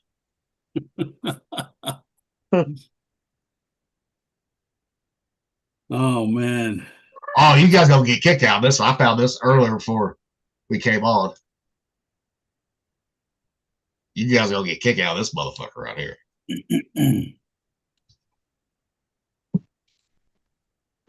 Having a crib is the most important. I've seen this one. Whoa. Mars signifies safety, and it's something babies have when they grow up. They know that their bed is safe. The And hell is some wrong liberal with- white woman will still marry that. Yeah. As a I've liberal seen that what? guy. You want to know something, fellows? One of my earliest memories, because my memory goes back to when I was 2 years old. I'm weird like that, right? My first memory of a crib is that it does not provide safety. A crib keeps the danger in. I was freaking, I woke up from a nap. I don't remember. I was 2. But I looked down and there was this enormous spider on my chest. Now, it might have only been that big, but when you're that age, it looks that big. I flipped the fuck out, went to leave. The bars were there. I actually vaulted myself up and over the bars of the crib when I was like 2.5 years old to get away from this fucking spider that was in there with me. So I learned, no, the crib is not safety. The crib is fucking confinement. That's like before River was 2. As soon as he could stand, guess what? I bought one of those taller beds, right? That was close to the ground, right? And put his ass in that motherfucker. Yep. So I could see his little fucking monkey ass fucking doing the same shit. Yep. All right, boys. We need to get some fucking freshwater shrimp from fucking England. Here's why. England. Yes. England. Check This is oddly specific. A scientific study has revealed unexpected form of pollution in England's rivers. Research from King's College London of University of Suffolk found that every freshwater shrimp tested in there had traces of cocaine in it. Whoa. Why? Why cocaine? Ketamine, Valium. Dude, Yeah. you can get one good. See, Valium, ketamine, and coke. Dude, that's a fucking There's- speedball in a carpet, in a carapace. Dude, people dump this shit down the fucking sewage systems. Yeah. Nobody dumps cocaine down the sewage system, though. I Well, was gonna say who dumped unless they're ketamine? trying to get rid of it, unless they got a raid going on. I suppose. I have to say, if that's true, we need some fucking freshwater shrimp fucking England. Well, Drink the that's juice, drink the different than them juice. saying back in the day, like every dollar bill has some cocaine on it. You know. Yeah. But I guarantee it did. I had a lot of dollar bills and fucking I snort cocaine with. Fuck. You know? Of course, that was all the Navy, too. So. What place to fucking do drugs is when you join the military. It's true. It's true. I never did any drugs before the military. I mean, I had opportunities to, but I just didn't do it. I mean, I Yeah. smoked a little weed in high school, but I mean, I don't count that as a drug. I did like every drug before the military. Shit, I didn't even fucking smoke weed in high school. I did. You know, I mean, I smoked was an at, like, actual. parties when they pass a joint around, but that was it. Like, I never actually had any of my own. Oh yeah, the ones that smoked weeds at the parties, they just passed all by me. So I'm like, because I knew I wouldn't do it. So Yeah. I mean, all right, next one's for Rock. He says he likes to clean a whole lot, right? This is a study from Norway. God damn it. Where's it at here? What the fuck? Just wash them, hon. I will later. I will wash Hey, can you put that one on there too? What? All right, shared it. Yep. Throw it in the water. All right. hot water. A groundbreaking 20-year study from University of Norway has revealed that regular exposure to household chemical cleaner products can be as detrimental to respiratory health as smoking a pack of cigarettes daily. Hmm. Yeah. Think well, about it's think about awesome the shit to bleach. use, yeah. The bleach and all that shit. Yeah. You don't want to breathe that shit in. I'm gonna do that. You know, if you use that Comet fucking spray in a can, right? On your shower walls and doors, right? Yeah. You know, you breathe that in, you're gonna feel it. If you do it for a living, yeah. Yeah. I'm sure your average housewife ain't gonna have no ill effects, but if that's what you do 8 hours a day, yeah, I can see that. That's why I said this was for Rocky because he likes to clean. I don't like to clean. It's just a necessity. I know, but you're always clean. That's what I'm saying. Always. Well, yeah. Yeah. Trying. Oh, this one's the NATO Secretary General talking to the rest of the countries in Europe, right? Watch this shit.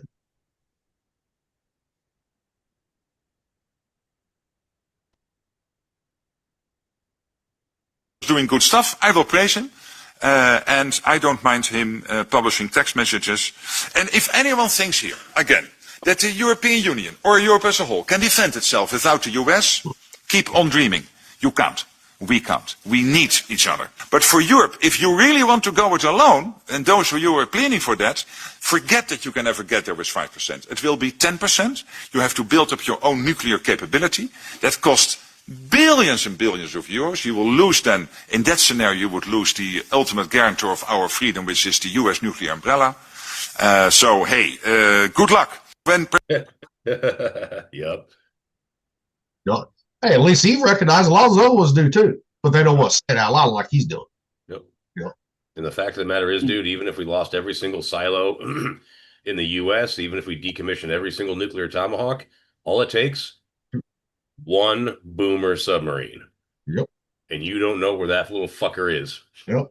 And a lot of people, when it comes to nuclear shit, they forget about one area in the US. The Midwest. Yep. The nuclear shit. They forget about that shit. Yeah, they think about financial and ports and shipping and all this and big naval bases and They don't you know, think all that. strategic. But they forget about the Midwest, which is the flyover states. Yep. Especially Missouri, all along I-70. I'm telling you. Yeah. And you will never know that they're there at all. You know, they blend right into the countryside perfectly. You know. Well, that's why they got to try and destroy us from within, because from without ain't going to happen. Yeah. Yep. Yeah, I know. Just from like Missouri, Iowa, Kansas, right? People South don't realize Dakota. how. Yeah. I mean, y'all realize that China's brand new supercarrier uses a fucking boiler? They ain't even got a reactor on it. Yep. They can't even fucking use their electromagnetic fucking catapults because the boiler doesn't actually produce enough energy to use it. Well, Right. technically, they got the wrong boilers on there because the old Kitty Hawk and Independence did. Yeah. Yep. Yeah. You know, But they also use steam catapults. See, this thing don't use a steamer. This one uses electromagnetic, but it don't provide the kind of power that an EM fucking catapult needs. Yep. That's why I said they got the wrong boilers on there too. And I think it takes like a full day of after lighting off that boiler. It takes like 24 hours before that thing can get underway because that's how long it takes to build up the pressure and get everything where it needs to be. Yeah. Dude, you think that takes a while? When you're like the power plant I worked at, especially Unit 3, the boiler's 15 stories tall, right? Dude, get that up the pressure, especially in the wintertime, if we went down right and everything went cold, dude, it took us 3 days to get everything up to temp. Really? Yeah, especially when it's negatives out. You know. Yeah. Those big boilers, they take a long time to fucking heat up. Especially that steam turbine, because you gotta let those steam turbines fucking soak too. Because if you don't, you're gonna fuck some shit up on that metal fucking expansion shit. Yeah, that makes sense. I didn't think about that. Yeah. Everything's got to have a homogeneous temperature before it gets spinning. Yeah. Yeah, I would have never thought of that. Yep. I mean, it does. I mean, and we burnt a lot because we didn't burn coal a lot, right? We did, right? But get them up to temp, we used nothing but diesel fuel. Dude, we had a 1 million gallon tank. After every time we brought Unit 3 up on a long fucking nothing but burning diesel fuel on the burners, dude, we had to fucking refuel that bitch back up. That took days too. You know? Yeah, that whole thing with the turbines, that makes sense because I know for a fact if you got a car with a turbo and you run it real hard and then you just park it and shut it off, just not letting it cool down gradually will cause the fucking impellers to warp and it'll fuck your turbo up. Yeah, they'll hit the housing. They'll warp and they'll hit housing and you're fucked. Yeah. Yeah, it never occurred to me the same would be true with a steam turbine, but yeah, that makes sense. See, I learned all sorts of cool shit from you, Snipes. But yeah, fucking. At least the UN is fucking acknowledging the fact that they need us, that we don't need them motherfuckers. When Big gets back, he asked me about how the eggs would do. Right, I'm gonna show him the freeze dryer. Someone posted their eggs that they did. Yeah. Nice. So, I mean, oh, I'm just glad I'm fucking feeling better. That's the main thing right now. So, but I do hate that I gotta fucking drink beer just to fucking level out sometimes from that. Yeah, that sucks. Well, at least my blood work comes back good on my fucking liver and kidney. Which doctor's like, how the fuck's that possible? I said, I'm just a fucking freak of nature. Oh, little Tate texted me last night. He said, when's the next podcast? I was like, tomorrow. He's like, oh, the next one's Tuesday. I said, yeah, Sunday. He Tuesday. He said, man, I'm really out of the loop bad. You doing okay? Well, what's going on with him? I know he's doing school. He's back in school, Okay. So I know he's trying to catch back up and all that bullshit. So I'll send him an invite today just in case. So Cool. well, I said one Friday too. He was doing the after hour shit. So Yeah, he might be real busy with class. Who knows? oh, he'll come back on when he feels like it. Put it that way. Yeah. Yeah. Oh, woo-wee. Yeah, I was going through the closet today. I forgot I had this fucking flannel cut off sleeves. I was like, hell yeah. Because my ex-wife got me to stop wearing shit like this, right? So I was like, no, what? Fuck this shit. I'm going to break that shit back out. I get tired of fucking wearing t-shirts all day, too. So I just don't like long sleeves like Thumper likes, right? I don't like no sleeves on shirts like this. I do not. Do you ever roll your sleeves up, Thumper? Sometimes. I mean, I have short sleeve shirts too. This is a wool shirt though. This is like what they used to wear in the Western days. This is like pure wool, 100%. Like it's I can't wear those no more. no. Okay, so here's a question I have. I've always wondered this, and Thumper, maybe you know better than me here. All right, so when you see pictures of old trappers and whatnot from or old frontiersmen, Yeah. and they got like a wolf pelt or a buffalo pelt, and they're wearing it right as a garment. They got all the fur on the outside. Now, why would you wear the fur on the outside as opposed to the inside? Because I would think that if you turned it inside out and had all that fur on you, it helped you insulate better, and the tanned hide would keep the moisture out of you. Like, why did they do it with the fur out? That fur's water repellent for number one. And you got tanned hide on the inside first with the braids. Well, correct. You do. Yeah, absolutely. But like once you've got it tanned and you've got a pelt, why would you wear it fur out instead of fur in? Because so the fur, the hair, it has air gaps, right? And the air gaps actually so the leather is what keeps you warm on contact. The air gap is what keeps you warmer outside of that. So you don't want that air gap touching you because it won't do the same. It won't heat up like it should and hold the heat from below. And you want that water repellent fur on the outside so that way the water rolls off and that air gap actually helps keep it dry.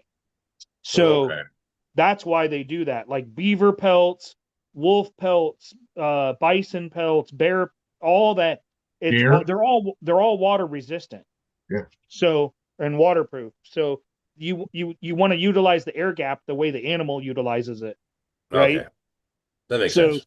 Because if you flip it inside out, it's not going to do near as good. The leather's going to get soggy and it's going to get like mushy, and it won't actually warm the way it should. And then your air gap is all fucked up and everything else. And yeah, it's like a legit thing. Okay. Well, I knew it was. There's it's not a coincidence they all wore it like that, but for the life of me, I couldn't figure out why. Yeah. Nick, you asked about freeze dried eggs, right? Here's a picture someone did. We did this earlier. They did 5 large eggs, right? Freeze dried it, right? Added 10 tablespoons of water, right? To rehydrate it. Then they cooked them. Looks good. Yeah, it looks like scrambled eggs. I can't tell the difference on them. Now, do you freeze dry raw egg or do you freeze dry scrambled egg? They freeze dried raw eggs. I'm gonna try the freeze dried scrambled, right? Okay. I might have some meat in there too, so like some duck or something like that, right? And with it too. So see how that works. Sure. Yeah. Everybody says it don't taste right, but everyone's palate's different too. So I'm gonna try it. That's See true. what happens. But you gotta cook a lot of fucking scrambled eggs to fill the fucking trays up, even with my small one. Oh, not for nothing. Now that we're on the topic, y'all remember Hawkins? Yep, Natasha. Yeah, Yeah, I'm friends with her. Been friends with her for a while. She got the Alpha Gal too. really. Yeah, she's been posting up all sorts of fucking recipes and shit because she got the same thing you do. Well, tell her get her ass on here. Me and her need to talk then. Yeah, I told her. I told her that you had it also. Hell, she probably don't remember me. I'm sure she does. You're kind of hard to forget.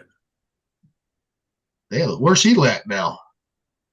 I think she might be in. I know she's in the Midwest. She actually might be in Missouri. Well, I know Andrea. What's her name? This Pinstra. Yeah, Pinstra. She's in in Iowa. Missouri. Oh no, she's in No, she's in Missouri now. No, she's in No, Pleasanton. she's in Missouri, outside Kansas City now. Yes, she just She moved. was just in Cedar Rapids. I'm telling you, she moved to Missouri. I'm telling you, not too long ago. So Hawkins is in Pleasanton, Kansas. So she's in the neighborhood. Yep, that's in the neighborhood. Okay. That's in the neighborhood. Trying to remember. Because Andrea's at Parkville, Missouri, which were fucking H.M. fucking Foster's at too. I could have swore we just talked about her and her husband moving to Cedar Rapids. She was. Then she moved again. Again? Yes. They weren't there that long. Not even a year. Uh-uh.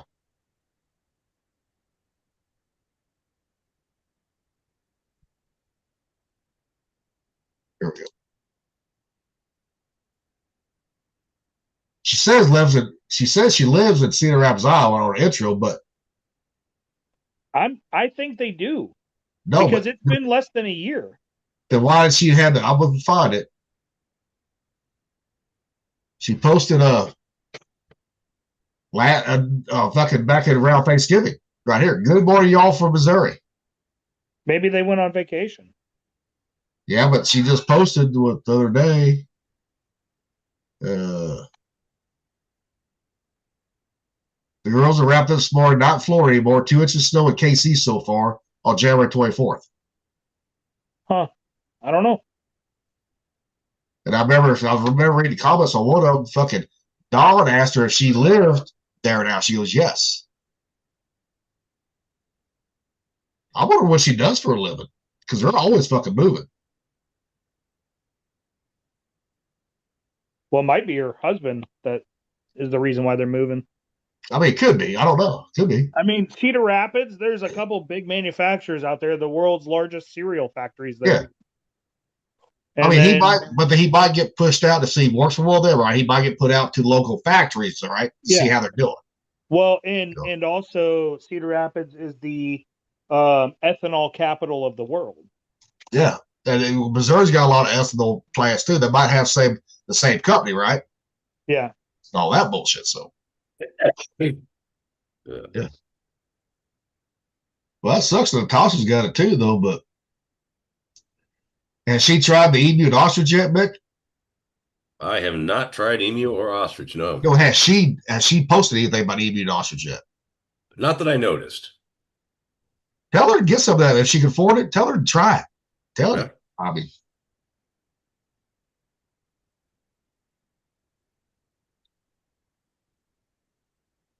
but I'm sure she does pretty good with it, better than most people do, though. So Yeah, she seems to be doing pretty good. Yeah. Because I'm sure her ass could cook. So Yeah. Well, I mean, she's been married since 1999, so yeah, I would assume so. yeah, but that always don't mean shit too. Well, I'm just saying it's more likely than not. Let's go on the averages here. Yep. Was she married on the 5? Yeah, a little later on. Yeah, she was. I don't think she was married when she got to the Fife, but yeah, when she was on, she got married. Did she marry somebody off the boat or a civilian? I think she married a civilian, Civilian. if I remember right.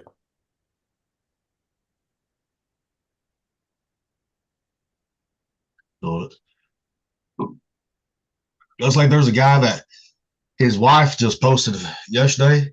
A guy who works at the power plant that he's got the alpha-gal, right? She Yeah. was like, "Where do y'all get your shit?" I'm like, I'm thinking to myself, I have it. Why not ask me? I said, no, Walmart has everything you fucking need right there. If you don't want to use coconut oil right for frying, use avocado oil. That's the highest smoke temp right there of all of them. Right there. I said, get your emu and ostrich too. If not, your B12 levels are gonna fucking plummet like a motherfucker. And I know they can afford it pretty damn good for a lot, yeah. And I know he can afford it because he worked at the power plant for like 30 years. So I know he's got the money to get it. Yep. Because I know he retired a millionaire. So Sweet. Yep, but he was a deer hunter like me. So I'm like, I want to say so bad, no more deer hunting me, you Stevie. Well, you can still hunt them, you just can't eat them. No, you can't even. You're not even supposed to be gutting them. You fucking serious? So if you cut your hand, right? You cut your hand or have a scrape on your hand, you're not using gloves, right? Guess what? Or the glove breaks, you get that into your fucking bloodstream, that's going to cause probably more havoc than eating it. Guaranteed, because it's instantly in your bloodstream. Dude, that shit has got to be fucking bioengineered. There is no way that would exist naturally. It is fucking our own government. Tell you. But all the proof that I had at one time, I should have printed it out. I should have fucking saved that and printed it out. Now they scrubbed all that from the internet out. They scrubbed every bit of that. I'm sure they did. Especially when alpha-gal started to become more prevalent in the Midwest versus the East Coast states, right? Because it started in the East Coast, just like Lyme disease did. Started the same place Lyme disease did.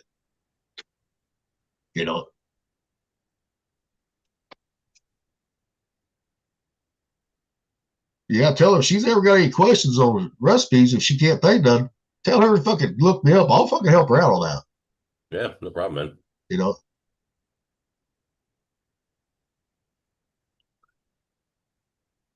Yeah. I hate seeing people that get that, but think when they moved Plum Island too.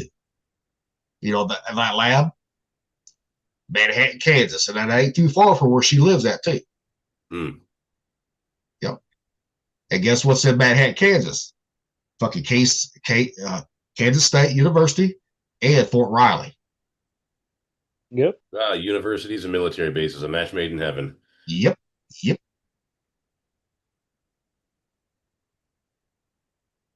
I'll try to find this one. All right. Thumper's going to get a kick out of this one right here. Guaranteed. Guaranteed. All right. Walmart PA system. Attention whores. Please do not use a snack owl that shoots your adult fit live content.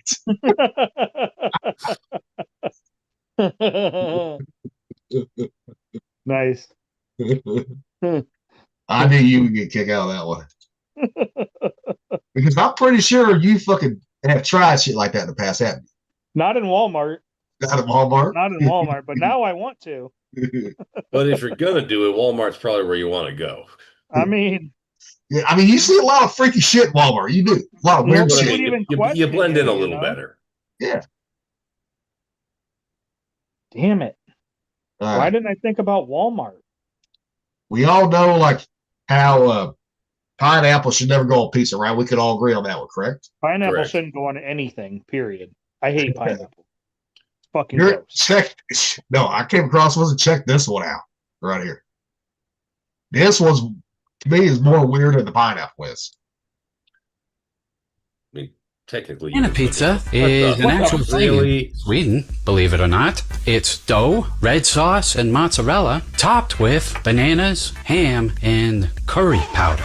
If this is pizza in Sweden, then I guess I have been assembling my IKEA furniture correctly. The drawers are supposed to be upside down. Okay, here it is. Actually, it doesn't look too bad. Let's give it a try. It's like a savory banana bread. You know what? Fuck this. We're gonna skip Greenland and we're gonna take them over and knock that shit off. I mean, that's even weird for me. I mean, That's yes. fucking ridiculous. Let's leave Greenland alone. Let's go there and fuck their shit up and make it to where they can't make fucking banana pizza anymore because that's fucking ridiculous. I mean, I came across that. I'm like, okay, I gotta say that for the day. I'm like, we all agree that pineapple does not go on there. Banana should not go on fucking pizza either. I mean, every nation has done fucked up shit, but you know what? I think that's even worse than what a lot of other countries have done. That's ridiculous. I mean, that whole Armenian genocide, kind of nothing compared to putting bananas on fucking pizza, as far as I'm concerned. And Canada's one that came up with the pineapple pizza. Canada, not Hawaii. Of all places. Canada didn't even fucking grow pineapples. What the fuck? No. I mean, I can see Hawaii coming up with the pineapple pizza, right? I can see that, right? Sure. Okay. I get it though. They're like, hey, let's come up with the most stupid thing and blame a fucking state in the United States for it. Oh, they We're did. Hawaii got blamed for that. pizza. Hawaii got blamed for that for a long time, too. Yeah. I know. I mean, Yep. you'd think that Hawaii would invent like the spam pizza. You know, that would make shit would make sense. Hey, I guarantee it. I ain't gonna guarantee it, but I got a pretty good feeling that they got a pineapple spam pizza out there since they love their spam. Probably. The Canadians can't even get their fucking bacon right, okay? And I'm not even fucking I don't opposed to trust that. that Spam's delicious. country. Bacon is I just don't- fucking small fucking pieces of ham. That's all it is. Their bacon is. That's all it is. It's Canadian bacon. No, it's not. It's fucking ham. Fucking ham. Fucking You know. ham pepperoni. Yeah. That's like Fucking take stupid. like you go to Hawaii, right? McDonald's. Guess what? They serve spam and rice for breakfast. That's all their menu in Hawaii. See, spam and rice makes sense. I just don't like spam. I'm like, but I mean, I get it. That's what after World War II, right? When we started having the bases there, when spam got popular, right? Yeah. They fell in love with it because it holds forever too, and it's cheaper to get that imported versus the fresh meat. You know, that's like old Lil. That motherfucker showed me his closet. I was on speakerphone or video chat with him. Dude, he's got a whole closet, nothing but spam. Well, it lasts for fucking 50 years just as is. Dude, he's ready for the end of the world type of shit. I'm telling you. That's why I'm glad I can't smell, because if I smell spam, I'll throw up.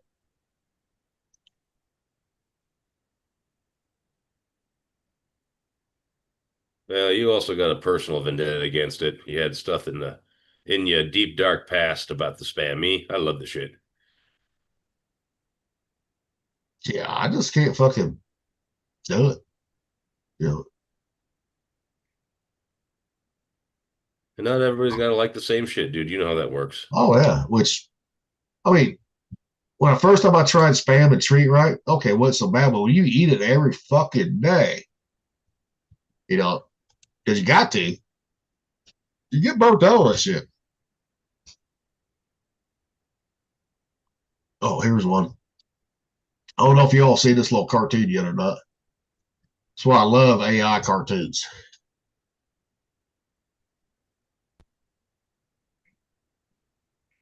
What'd you get arrested for? Because I had too much oil. Me too, bro. Okay. You want to know what my favorite food is? What? Maduros. Cabron? What are you talking about, Diddy? Hey, Senor Trump, let me out.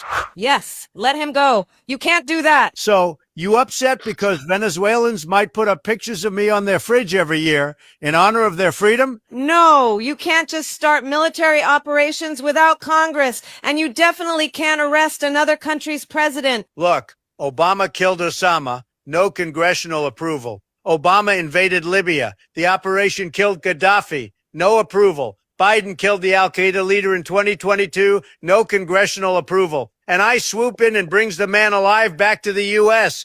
Democrats go crazy. You guys need to stop being absolute hypocrites. Whatever. You are a dictator. Free Maduro.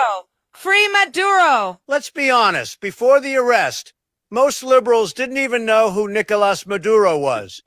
Arresting a sitting president violates international law. Yeah, only if that person is recognized as head of state. And U.S. doesn't recognize Maduro as a legitimate president because he's not. He's a dictator.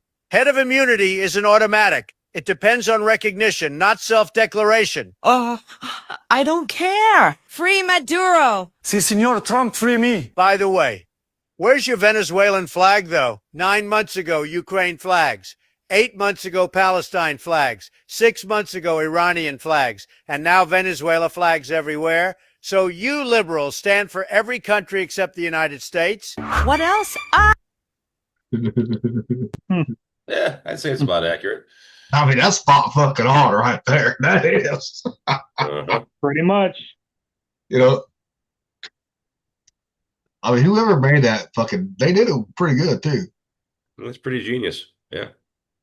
You know, but they actually made Kamala look a little smarter than what she actually is. Yeah. Well, it don't take much to make her look smarter. Nope. Fucking horse's ass is smarter than that dumb bitch. Yeah. And look, as soon as we say something like that, right, we'll get hit with fucking shit like that. Fucking shadow bandits. All right. You all know why we got Muslims in fucking Congress and all that shit now? I'll show you right now.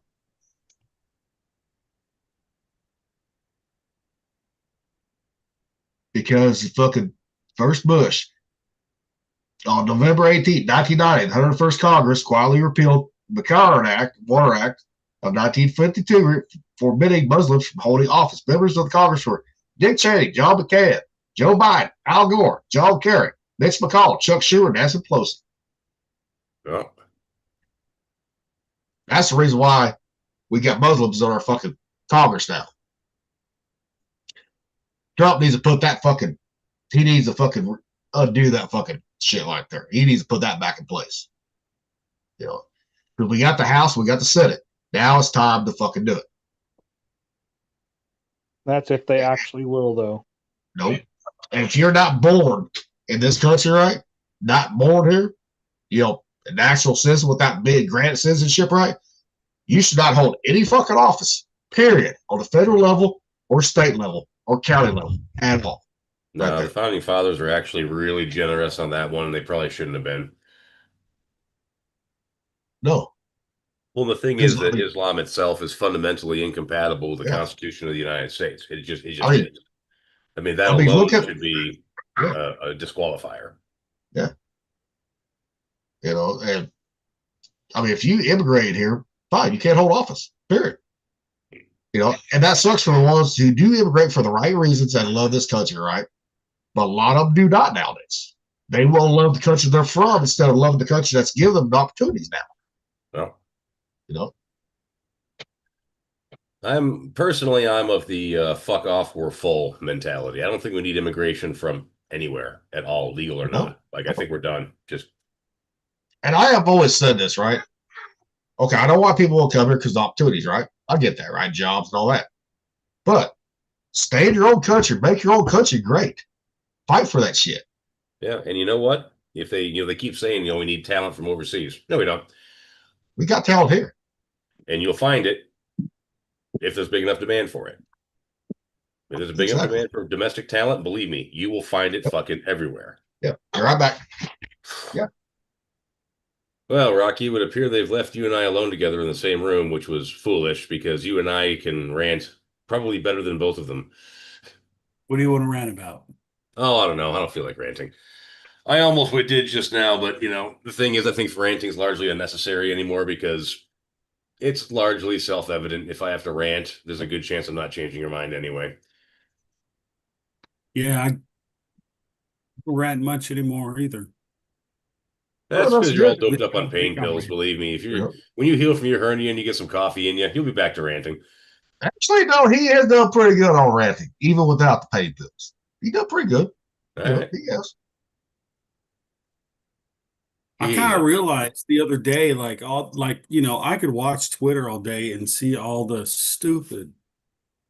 people that I think are stupid, making videos about how messed up the country is and immigration and all that stuff. And it's just like, they're lost. I feel bad for them because they're brainwashed. Yeah. I'm not really mad at them anymore. It's like they're just programmed. They are just complete robot, NPC or whatever it is.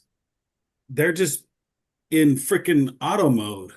What is it, auto drive? They're not really thinking. Yeah. And it's sad. Yeah. That's like, I mean, like, I don't watch a lot of, the same podcast you do, right? And the reason I love the Wi-Fi so much is because it's funny and hilarious. And some things it can be a little informative at the same time, too. But the majority of it's just entertainment. That's it. Yeah.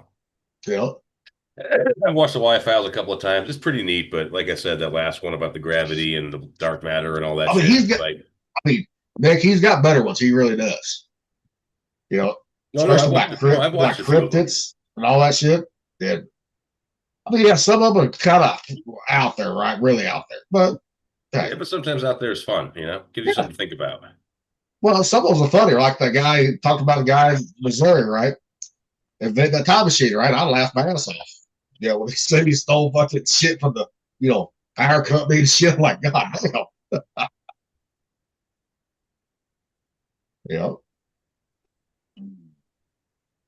But yeah. Most time I'm just trying to watch fucking shows like fucking, that I like that don't really talk about politics too.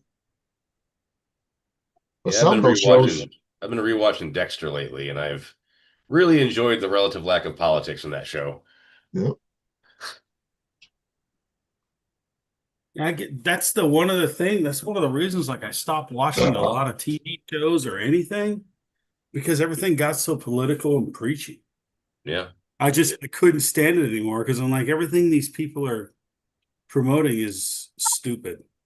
I've been watching Memory of a Killer, the one with Patrick Dempsey. It's about a hitman that starts getting Alzheimer's, and so how the dementia starts very slow at first. He's misplacing stuff, forgetting numbers and things like that. But he's like a hitman. He's a fucking high-end killer. Yep. That's been a pretty straight and narrow show so far. It's only 2 episodes in, but it's been pretty neutral politically. Well, it's like, a lot of people ask me, why do I like NCIS? I said, well, one, they're Navy, right? Navy cops. Yeah. But also, two, they show how fucked up DC is with the political bullshit, too. Yeah. Especially with Gibbs' character, right? When he fucking pretty much tells fucking congressman to fuck off. Yep.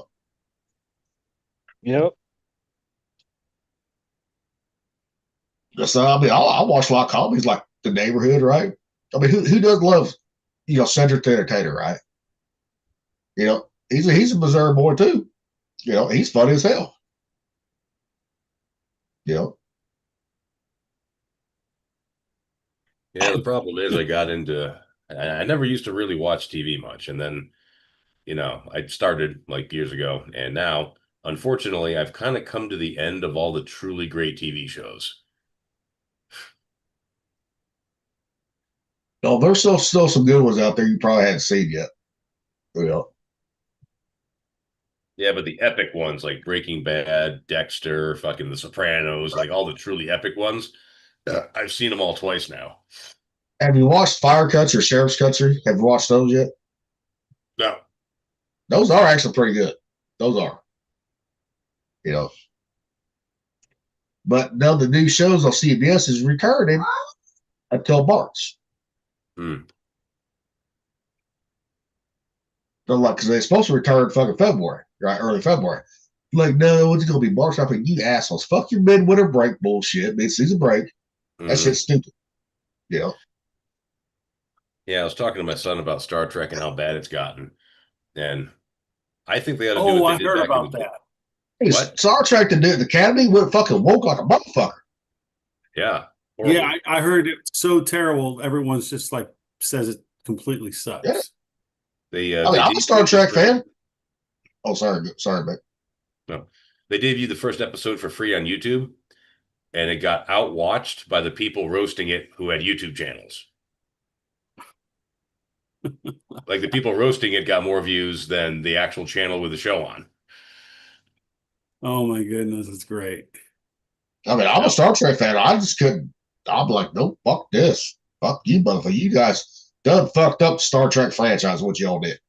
No. And when they did The Next Generation, you know what they did? They got some really, really good writers that love Star Trek. and they chose a virtually unknown cast. Like nobody knew who any of them actors were back when that first came out.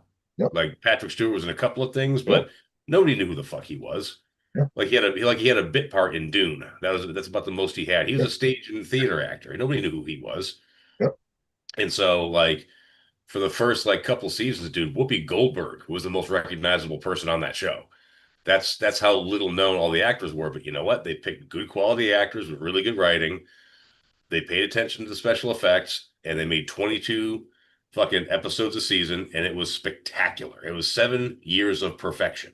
They can do that again nowadays, only in about half the cost, because that was using 1987 technology. If they use 2026 technology, dude, they can make it look just as good for less than half the price, hire some very talented unknown actors, and get a bunch of writers that love Star Trek and actually want to do the whole philosophical conundrums that you used to see in Star Trek. You know, they never told you which side to pick. They would just put the question up and say, what do you think? It's like right now, I hope to God they never do another fucking Star Trek movie, right? The way woke shit is now. Because when they told the story of Captain Kirk, right? How he came to the Starfleet, right? Yeah. I love that. I did. How him and Spock fucking were, enemies, right? All that shit. Spock hated that motherfucker. You know? I'm just saying, when it comes to TV and entertainment, they know exactly what it takes to make something amazing. They just refuse to do it. Oh, yeah. Because it's been done before. Yep. And that's why everybody now loves Yellowstone, because that writer ain't played to the woke bullshit at all. No, he don't. I'll give him that. Yeah. But he needs to finish his fucking stories the way he needs to do before he starts doing other projects, put it that way. Yeah, that too. That's his only fucking problem I see right there. Well, that he can't fucking get along with the big stars like Kevin Costner. That's why Kevin Costner left. Yeah, two couldn't fucking see eye to eye. And Billy Bob Thornton ain't back for season 3. He left for that same fucking reason right there. I mean, how you gonna have Landman without Billy Bob Thornton? I think I heard that was a fucking AI bullshit thing. Well, that they actually, it wasn't real. He's gonna be on. But that reel with him on the late night show, right? Looks real as fuck. Him talking about it. I know. I heard that it's all fucking AI, that it was to cause problems. I mean, I hope he comes back. I really do. Because, I mean, with him and Sam Elliott now, I mean, come on now. That they make one hell of a duo right there. They do. Yeah. But the best show that he's written besides Yellowstone is actually Tulsa King. If that one is. Tulsa King's been pretty fantastic. Yes. And a lot of people don't like it because they don't like Sylvester Stallone. But he plays that gangster fucking perfectly right. Who the hell doesn't like Sylvester Stallone? There's a lot of people out there that don't like him. Sly's awesome. It was like last night, right before we went to bed, River goes, let's watch another movie. I said, okay. He goes, Expendables, because he'd never seen it, right? I said, okay. We got to start with number 1 right there, right? Yeah. Yeah. He loved it. Yeah, they weren't too bad. Not my cup of tea, but not bad. Yeah, I mean, to me, it's entertainment, you know? Yeah.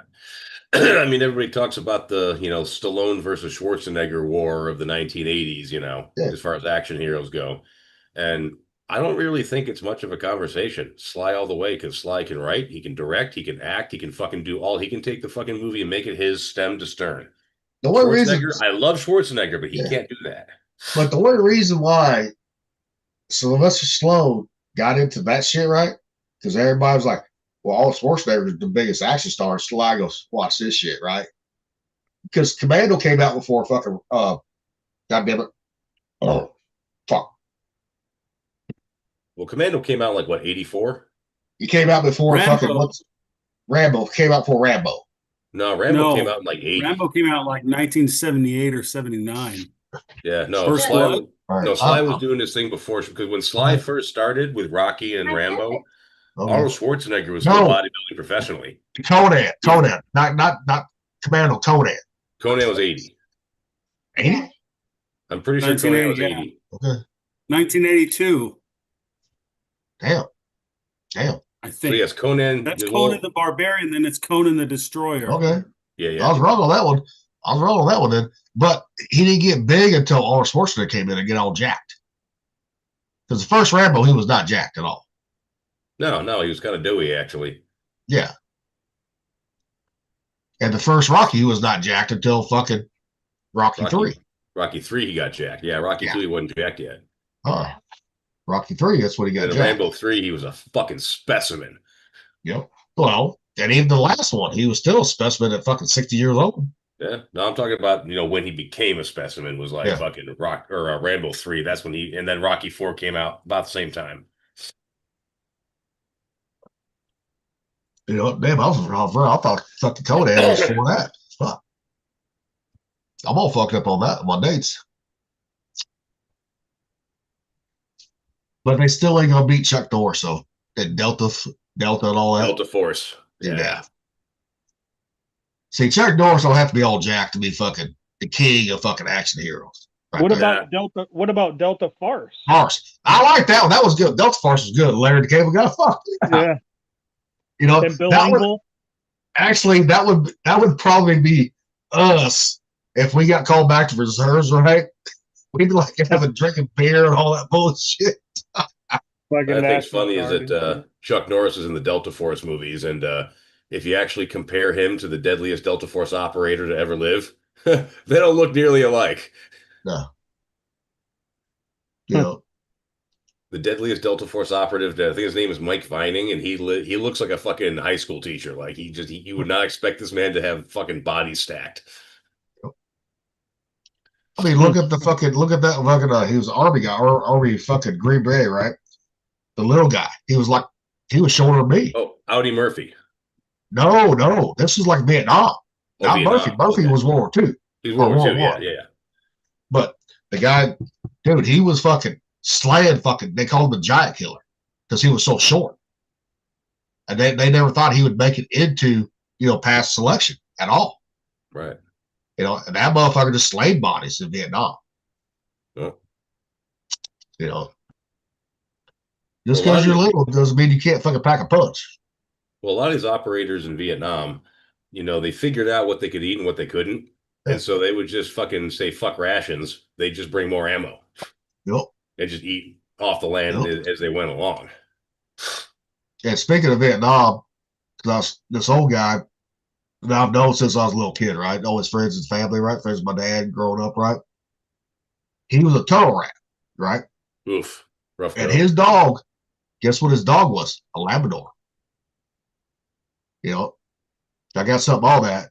How to, let's see here. Not on that part, but like how a lab and Malinois can be trained very similar. Really? Up here. Yes. A lot of people don't realize labs are a very protective dog. Oh, they are. The Malinois can climb. They can jump higher, right? They can climb shit, right? Labs climb too, not as good as Malinois. The Belgians, right? No, they're not nearly as athletic. But when it comes to aggressiveness, they can. With biting somebody. Mm-hmm. Well, I've seen mean labs before. Yeah, I've seen more mean labs and I've seen mean pit bulls, honestly. God damn, what the fuck's it at? Did I bypass that motherfucker?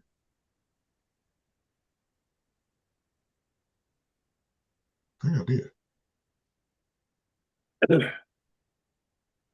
But he said that dog was vicious in those fucking toes, that lab was.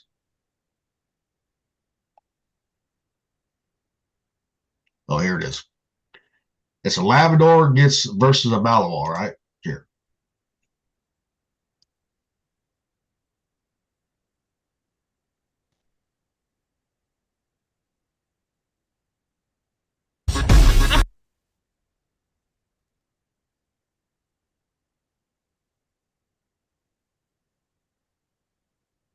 See, I mean, you can use the same commands on.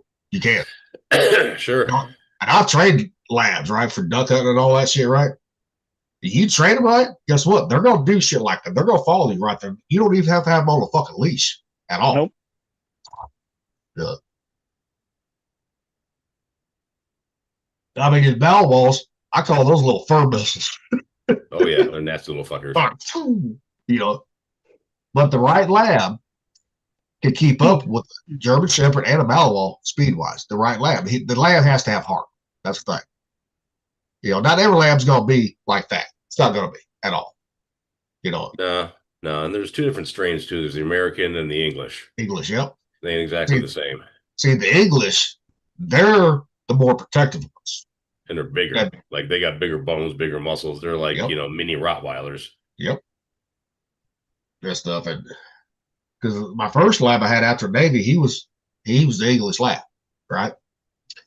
And that motherfucker, he was very protective. Fuck, when he was 6 months old, German police dog, right? Meaner than hell, right? That dog came in and tried to attack him on our property. He sent that fucking German Shepherd fucking wide back across the street. Put that away. Yep. You know, and I just gave word. I said, Bear, one time, right? He stopped immediately, right there. Yep. Because Bear, Bear was Priscilla, man. I had her on a voice leash. Yep. And when I went to the fucking when I went to duck blind, he wasn't. I go there during dark, right? Early morning. I never had him on a fucking leash at all. You know, there's one time I did have to put him on a leash in the fucking block when a fucking bobcat. He smelt that motherfucker. You know, he was growling all that. What the fuck is this motherfucker growling at? Then here come a fucking bobcat right over the fucking hill, right there. I said I had to put him on a leash for that because Bear would have went after that motherfucker. And that's the same dog that went after a fucking cougar when I got home one day out of my pasture too. Yeah, they don't fucking care, dude. No. Good dog don't give a shit what he's up against. Well, it's like Zeus. I mean, he looks more American, but he's got the English bloodline up too. But he's got the American look head and all that, right? When Cav been around since he was a puppy, right? Cav has seen him quite a few times. But Cav would come up here. I walked in the house, I met Cav, right? I walked in the house before Cav did, right? Zeus is top of the stairs, growled and showed his teeth. I'm like, motherfucker. I had to smack him beside the head quite a few times. Get him to stop. I said, hey, Cav, just let him smell him. Then he was his best friend. Right there. Yep. You know? Well, dogs are always going to be a little standoffish when they meet a new person. Oh, yeah. That's like when I got accused of child abuse, right? A few years ago. You know, when I was still married, fucking CPS and the fucking detective came talk to me, right? Okay. Let him in the house, right? I had Zeus in the fucking kennel, right? He walked right by the detective, walked right by Zeus. Zeus was fucking showing his teeth. Zeus was want to bite his ass. Mm-hmm. You know, I didn't say a word. He's like, is he? I said, no. I said, he knows what a good person's around. Put that. And that's all I said right there. Yeah. Yeah, he knew when somebody was there to stir shit up. Yeah. And he kind of looked at me. I'm like, dogs know. You know, because he knew I was pissed. But they came to find out that was all about the money that his mama lost. He had to pay back to Social Security too, because she lost being a payee for it. Yeah. That's all it was. She accused me of child abuse. You know, like, okay, fine. Dude, we had a neighbor back when I was living in Syracuse. I was probably 4 years old. And we had a neighbor that hated my mother, and she did the exact same fucking shit, man. Called CPS on my mom and everything, dude. That's evil, dude. Super fucking evil. That's like the CPS had been called quite a few times on his mother, right? And I never was called. I always got blamed for it, right? I said, no. If you look at those, if you go back into the call records, even though it's supposed to be anonymous, right? I never called once because I'm not a mandated reporter, right? Even Burrell, where he got counseling from, had called CPS twice on them. Doctors have called CPS twice on it, right? And guess what? Nothing ever happened. But when I got accused of it, just once, dude, there's like a five alarm fire right there. Yep. You know, then when I went for that hearing, right? Guess what? My lawyer fucking ate their ass out. Yep. You know, because he had all the fucking documentation of everything. Because it was the same lawyer I was using for the custody battle too, until he quit, right? Because he quit the law firm because they were trying to charge me more money when I already paid him fucking over $20,000. Jesus, dude. Yeah. You know, but he was a bulldog too. Yeah, like they say, you know why lawyers are expensive? Because they're worth it. It's like, well, I walked into court. He walked in court before I did, right? He said, you just wait right here. He said, I know this guard blind him. That guard blind him fucking said, I guess Mr. Gillespie pulled out the bucket big dog today. He said, "You damn right he did." Oh. You know, and Dude, that I'm guard telling behind you, him. dude. Yeah, if I ever got stupid fucking rich, first thing I'm doing is I'm visiting the local prosecuting attorney where I'm living. I'm gonna sit him down and say, "Who do you fear the most in court?" Yep. Get you a I bulldog. will say the like you prosecuting said. attorney that we have here, right here in Boonville, is actually fair. He really is. You know what? He's actually pretty fair. Is it? Yep. Oh yeah. That's like when my ex-wife accused me of domestic violence, right? You know, they said they had all these fucking witnesses, right? I'm like, okay. I said, then where are they at? If you got witnesses, prove them. Bring You them. go show them. I said, Yeah. because I had the right to, face my accuser, right? I did. You do. They said, no, they're not here. I said, yeah, because my ex-wife called the cops that night because we got in a fucking argument. I said, guess what? She's trying to use this, get me convicted of domestic violence. So I'll get 100% PTSD rating. I said, that's all she's fucking doing. I said, there was no bruises on her, no nothing. I said, she left on her own accord, drunk as hell, after an argument that she started. And he goes, oh, I said, I can fight this right here. He goes, well, could you fight a peace disturbance? I said, well, technically, no, right? Technically, no, because cops got called. Okay, fine. I said, but she needs to be charged with it too, not just me. Yeah. I said, because she was yelling more at me because I finally asked one of the neighbors, right? He said, no, I never called the cops, which I knew that. He said, I heard her yelling more than you. I said, bingo, right there. Oh. Everybody thinks men are the ones that does the most domestic violence. The women are the ones that fucking get it going. It's not always the men. Yeah, when it comes to arguing, I mean, everybody argues. Ain't no way around it, but I've got like a firm, like, no yelling rule. Like, if we argue, if we throw down, dude, there is no yelling, there's no screaming. Yep. It's like, and the whole argument started, right? We was at the pool hall playing pool, right? I went up there to this one guy that cuts my hair, that did cut my hair before he quit. He was there for us vet. I was getting beer. I was like, hey, how you doing? He's afraid we got some bullshit. Here comes these two fucking hot ass fucking older women, right? Right, made a beeline right towards us, right? Before they said the rest, I said, look, I'm married. So I know what they want because it was late at night, right? They was looking for someone to take home. I said, look, I'm fucking married. And I shut that down. I said, he's single. I said, you two girls have fun with him. And here came my watch. You see that, right? Well, who are these little skanks? I was like, hey, I've already shut it down. Right. And I was like, look, we got home. I said, look, did I say anything about that black guy hitting on you, the older black guy hitting on you? No, I'll let you fucking handle it. Didn't I? She was, yeah. So don't come up there fucking thinking you're Mrs. Badass, getting all jealous when I already had that shit shut the fuck down. Oh, that's fair. I said, I trusted you. You need to trust me on this shit right here. That's what started that whole argument. And she was always one to fucking leave the house right after the argument, get all pissed off, storm off, right? I'm like, fine. Go ahead. Shit, I was drinking another beer. Guess what? Then I got a knock on the door, saw the lights outside. I'm like, what the fuck is going on here, right? Walked outside. I said, can I help you? They said, hands behind your back, right? They didn't even tell me what I was arrested for at all. Not until they booked me. I'm like, well, wait a minute here. I said, where's the investigation at? That's what I told that prosecutor too. I said, first of all, there was no investigation done at all. He said, well, it wasn't a felony. It was a misdemeanor. I said, I don't give a fuck. I said, domestic violence, still domestic violence, whether it's a misdemeanor or a fucking felony. I said, I will fight that one tooth and nail. I don't even need a lawyer for that right there. Yeah, in a lot of states, you lose your gun rights too if you get nailed with domestic. Even with a misdemeanor, you do. Misdemeanor, you do. Not just a felony, misdemeanor. Fucked. Yes. And then if you want to coach sports like I was doing, right, guess what? Can't coach sports, even if it's a misdemeanor right there. Yeah. I mean, I don't mean to sound like threatening or crude or whatever, but look at it from a completely logical standpoint, okay?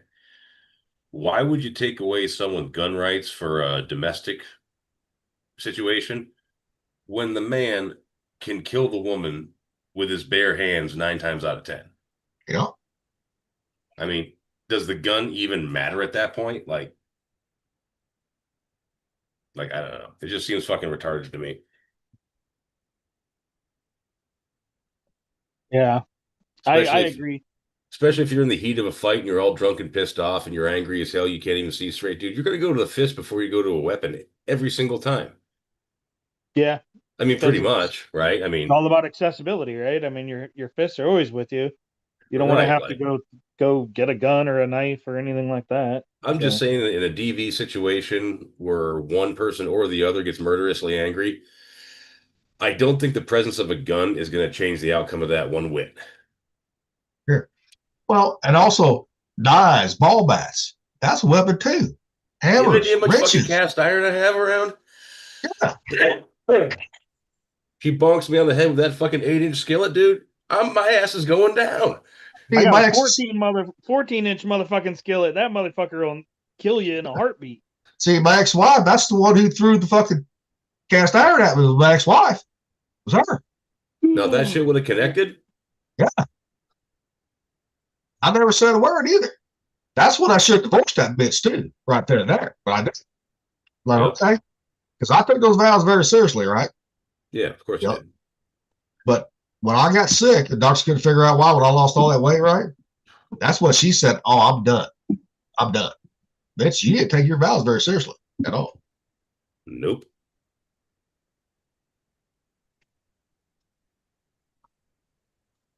That's why I don't like fucking, I don't like spending money on a fucking wedding at all.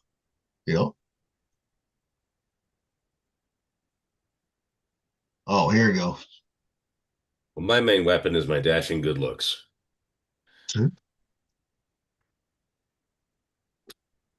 tell you to pull your hat off, right? Oi, then I turned into Jason Statham. He's plenty handsome.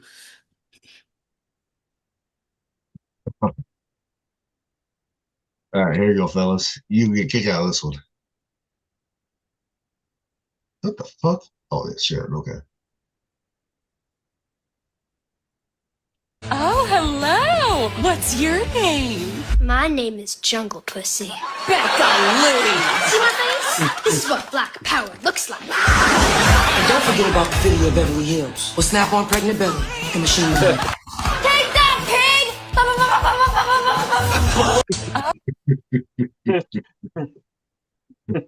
Pretty funny. Jungle Pussy. I mean, these AI videos are starting to get really good. It's getting pretty good. I got one for fucking also too of Bigfoot. Can't leave Bigfoot out too. Hey,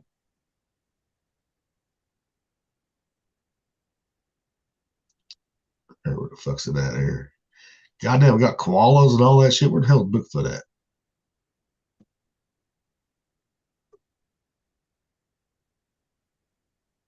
Oh, before that, this one. Yeah, I'm really gonna love this one.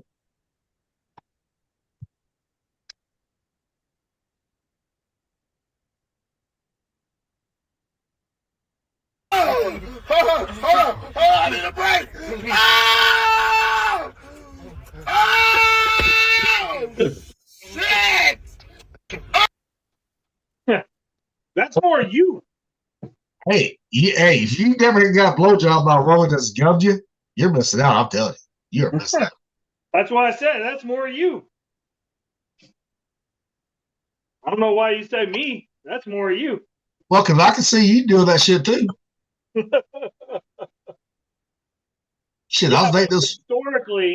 Historically, I have younger women, and you go for the older. Hey, I did have one girl that was my age. This has been years ago. I did not know it. She had dentures, and she took them out one night too. She goes, "You ever been gummed?" I said, "Oh yeah, I've been gummed." I said, "Go ahead, girl." Think about it. If they got nothing but gums there, That's a rough drug. they can't bite down. It can't hurt you if they bite down on it. Now you know one girl that's like a snaggletooth, right? Fucking give you a blowjob. That snaggletooth might fucking scrape that fucking shaft on the head. Yeah, that's like having a rifle with a scope that's off, Yeah. Don't know where that bullet's gonna fly. And I can't leave out Bigfoot here. Found it. Got to have old Bigfoots. Song goes in your mouth and is more fun when it vibrates. Oh my God. What? An electric toothbrush.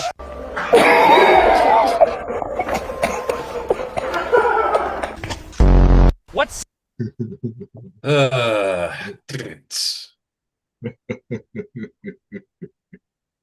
No.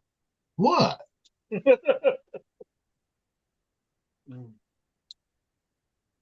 Pepper, what the fuck you doing? Eating again? Well, you got hungry on us? Is that a Vienna sausage?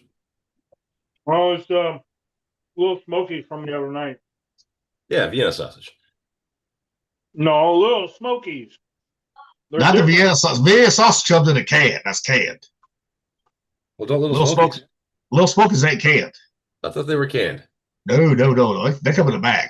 Okay. Either way, I knew what I was looking at. And they're smoked. Now, That's the name, I'm sure. Did you put grape jelly in with the barbecue sauce? Yeah. Gotta have I've had grape that jelly with before. it. It ain't too bad.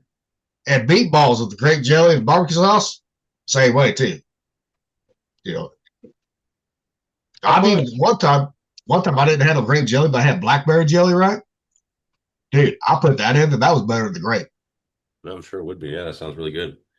I just put some fucking garlic powder, barbecue sauce, and grape jelly in it, and then put it on medium and let it go for a couple hours on the slow cooker. Yep.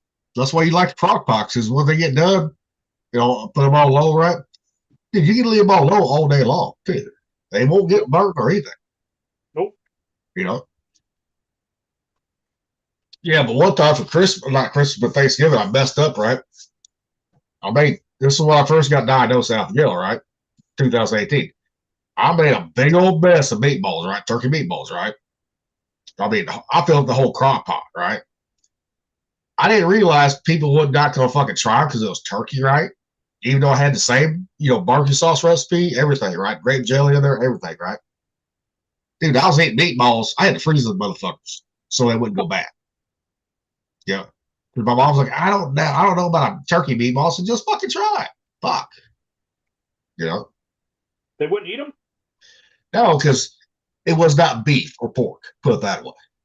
You shouldn't have even said shit. Now, Mom, she'll try them now. Dad still won't fucking eat turkey or chicken meatballs, right? Or EB meatballs. Just don't even tell him. Oh, I didn't know. Like, now, my grandpa, he could not tell the difference. First time I had it, I went to his birthday party. He was, 92? His 92nd birthday party, right?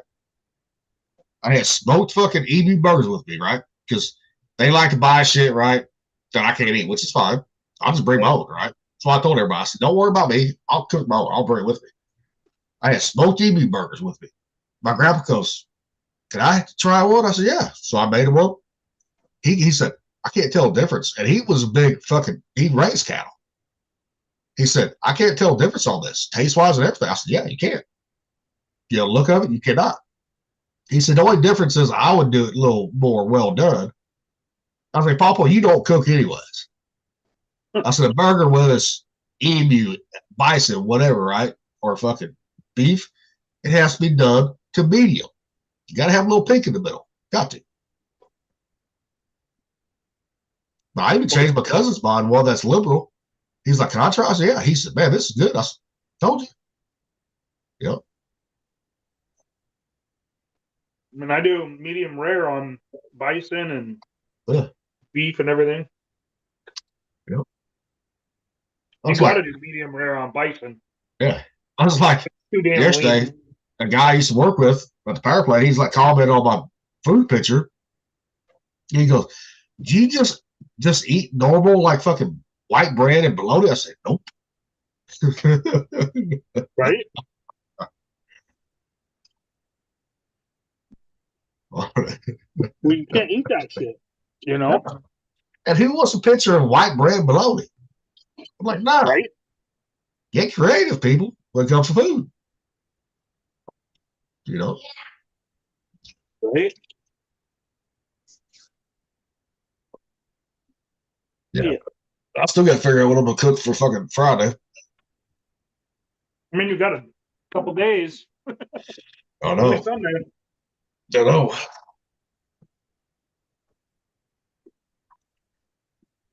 If I can get some oyster sauce, if Walmart probably has it, then I'll do the yakisoba. You know. Yeah.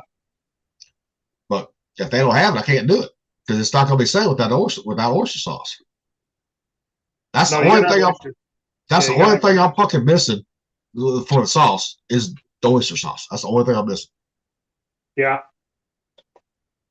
I always have. Is there an Oriental store? In Columbia, but I can't drive that far no more. How far away is Columbia? Well, Columbia is about actually 15 miles, but even then, even if I don't take I-70 right to Columbia, I can't drive the 4 lanes anymore. Even if I take the back road, right, the 40 2 lane, dude, that motherfucker busy as a motherfucker too sometimes. Yeah. Now, my Virgo's not getting set off on that drive. As soon as I get Columbia around all that traffic, dude, that sets it off right there. Dude, wouldn't fucking Uber Eats get that for you? We don't have it. They will not deliver from Columbia. They will not. No shit. 15 miles away and they won't deliver? Really? Nope. Nope. Oh. Nope. Because even Hy-Vee has delivery too, but they only deliver inside the city limits of Columbia. Oh. And that's Uber Eats that delivers their shit for them. You guys in the sticks are kind of fucked. That's why I'm glad Walmart has their own drivers and all that. They hire these people, drive their self, for delivery.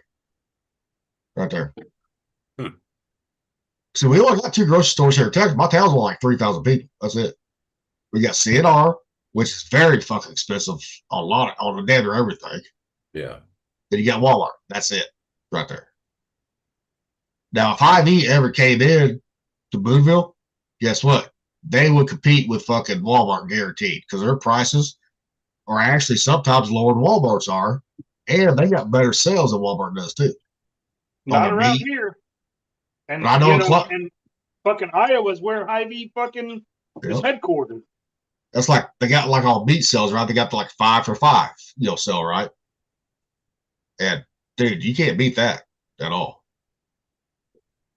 Yeah, and their chips, you want the tortilla chips?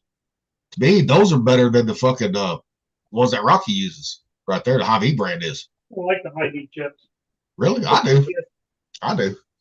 Landon does. Krista used to like them. I fucking hate them. Because those tortilla chips, they're round and they come in a fucking brown bag.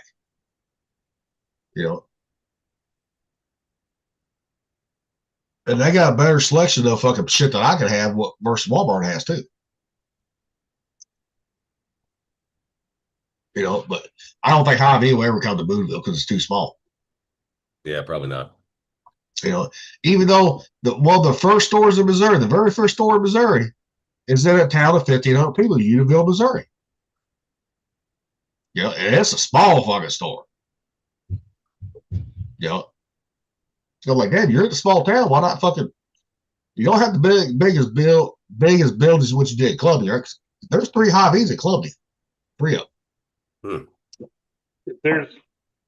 And they have the reason why they have better deals with Walmart because they're competing with Walmart for customers. What they're doing. But I will say their fucking their buffet, like you want to go there and eat, dude. In Columbia, dude, they got everything from fucking Japanese, Chinese, to fucking Italian, everything you ever want right there for the buffets. Yeah, they have a whole sushi bar now. Because they did have Wahlburgers there, but they closed that down. So that shit's gross. That's the thing is they used like Wahlburgers was there, but they used Hy-Vee meat, and I don't like Hy-Vee meat. But I never could eat when they got Wahlburgers, right? So I never tried it, right? Because I had Alpha at that time when Wahlburgers came. Columbia. It wasn't the same. And while I was in there shopping one day, Mom goes, "Well, I'm gonna take River because I'm hungry and he's hungry." I said, "Okay, you guys try the Wahlburgers. Let me know how it is, right?" Mom goes, "It was okay, but it was not worth the price point. Put that on." Mom goes, "Fucking 2 burgers and fries was fucking $24." What? Yeah, dude. Because those Wahlburgers. Yeah. That is too goddamn much money for fast food. You know, I mean, I never got to try Wahlburger, so I don't know if it's any good or not. But Well, I mean, up in here, you know, bacon ultimate cheeseburger from Jack in the Box still set you back $10. I mean, same thing here. yeah, and when Clubby got Jack in the Box, right? I was one of the first ones in line too, just like I was for White Castle, right? Yep. And I'm like, damn it, when I got down for go, I'm like, I can't even have Jack in the Box no more. Not even the tacos. Fuck. No. I'll tell you, those tacos. I don't care. I don't give a fuck if you're not drunk or not or on a hangover. You can't beat those. They're hard to beat. Those tacos are hard to fucking beat. I told you, man, I'm gonna make them at home, dude. It's my fucking mission to make those suckers at home. I'm serious. Taco Bell, that has nothing on Jack in the Box tacos, has nothing on those guys for fast food wise. They don't. Well, Jack in the Box doesn't make any pretenses. They know, you know what? This is gonna be some goddamn near transparent, artery clogging, greasy, deep fried shit. And so that's exactly what we're gonna make it. No apologies. And you know what? That's why it's amazing. Now, I will say though, there is one place that Jack in the Box cannot compete with, and that is Taco John's. Yeah, we don't have those around here. Really? Because I'm surprised because they started in Wyoming right there. I never heard of a Taco John's. Never seen one. Damn. I mean, hell, even down the Federal Way, we got Del Taco now. Oh, Del Taco. Well, even Jack in the Box can't compete with Del Taco. I'm telling you, they cannot. No, the only time I've ever had Del Taco was down in fucking San Diego. I mean, Federal Way is like an hour and a half south of here, so like there ain't no way I'm driving that far for a fucking taco. Oh, actually, I probably would. Especially that 1 pound burrito if they still got it. But yeah, dude, if I'm ever down in California again, I am finding a fucking Del Taco. Which They are hard to find. They're on like every corner. Yep. That would be my luck, right? Clubby gets a Del Taco finally, right? And I can't eat it. That would be my fucking luck. I went and got Del Taco the minute I went down to fucking Utah because they had it in Utah and Salt Lake. Do they? Yep. I've heard people say that Del Taco is sort of like the shittier version of Taco Bell. I'm like, no, it's fucking way better. It's better. It's better. It's like Now, everybody says that, you know, Burger King is like the shittier version of McDonald's. Like, no, man, Burger King's fucking better. But Yep. here's what I'll say. I'll rank my favorite taco places, right? Like between Taco Bell, Del Taco, Taco Bell, right? Yeah. Taco John's, Del Taco, then Taco Bell. You know, Well, I can't speak to Taco John's. I've never had it, but as far as like as far as restaurants where tacos are the point, Yep. Del Taco. Yeah, I can't include Jack in the Box because tacos ain't the point. You know what I mean? No. You know. As far Now, as taco Jack in the joints, Box. Now, if Jack in the Box, they could rival Taco John's if they made a taco burger. a taco what can't be that hard Taco to make. burger. You know, I mean, what you got a burger with some Tex-Mex blend on it, some tomatoes, onions, lettuce, some fucking taco seasoning, but maybe like Taco a John, Chipotle but mayo. the Taco John seasoning, Yeah, that's what sets them apart, especially on their fucking potato lays. All they are crispy rounds with fucking seasoned salt. That's it. But they got their own special blend. I call them crack taters right there. crack taters. Yep. Hey man, I told you about that place, that little hole in the wall in Syracuse, Sam's fucking Chicken Land. That proprietary seasoning salt, dude. That made all the goddamn difference. I've been trying for years to nail it myself, and I've gotten close, but dude, I'm still not quite there, man. There must be something else they put into that shit because it was phenomenal. I like Taco John's. Their potatoes. They're good with the seasoning on them. It's like the first time I went to go visit my brother in 2014 out there in Colorado, right?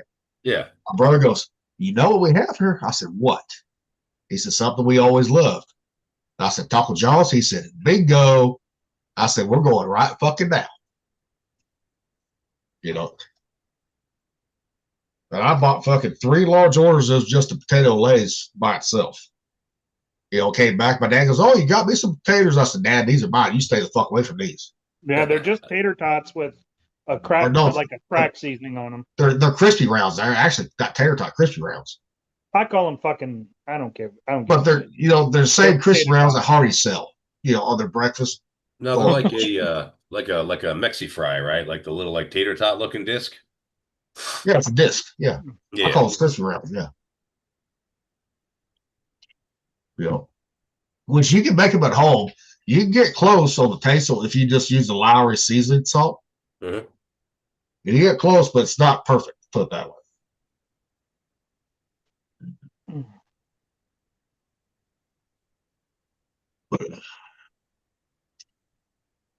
Yeah, if I was gonna risk that fucking that fucking Alpha shit, I would already done it with White Castle. Yeah, I miss White Castle. I mean, we get the burgers in the store here, but like, hey, it ain't the same. No, it's not the same. They're good. Don't get me wrong. I buy them. They're But good. it ain't the same.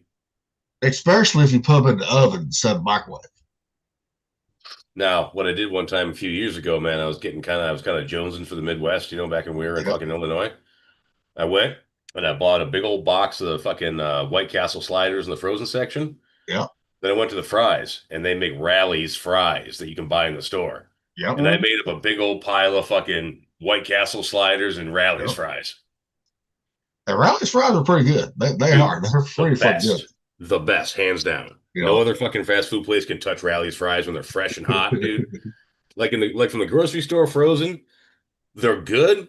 They're really good. But man, not as good as when you go to an actual location and get them straight out of the fucking fryer. I was like onion rings. I was pissed when Walmart quit carrying the Red Robin onion rings. I love them big motherfuckers right there. The best ones are Portillo's. They have the best onion rings. Portillo's? Portillo's, yeah. Portillo's. Portillo's. Well, is it an O or an A? Portillo's. Portillo. Come on. Inside. Come. Get inside. Come on. I know the A&W here in town, they make some damn good onion rings too. But of course, I can't eat them because they always fry their shit in beef tallow. I'm like, fuck. Which I'm sad to say is a really good thing. It just makes me sad you can't eat them. You know what I mean? Like, but they always fry their shit in beef tallow. They never switched to that fucking seed oil bullshit. They never did. Well, A&W was never big enough to be controversial. They never had to. Because this one is not just a franchise. It's one of the original fucking stores here in the Midwest. I think Steak and Shake still does fucking tallow too. Yep. They do now. They switched They do back now. to tallow. They didn't. They switched to fucking canola oil is what they did. Yep, and then they switched to tallow Because just last year. Because the only thing I could eat there after I got diagnosed, right, with alpha-gal was the fries. That's it. Because they kept it separate. I told them I had algae when I had. They made sure they kept it separate. Because nothing else with that fryer anyways. The one at that restaurant. So, yeah, when I heard they switched to beef tallow, I was like, fuck. Sorry, dude. I'm gonna say there's shoestring fries. I love the shoestring fries. I do. They're good. No, it just sucks that you got an allergy. Like when people change things for the better for society, it sucks more for you. That's fucking terrible, man. I'm hoping that's why I get my numbers checked every 6 months too. See if it drops low enough to where I can actually safely eat the shit. Right. I'm still waiting for that day. You might just get some diarrhea and that's it.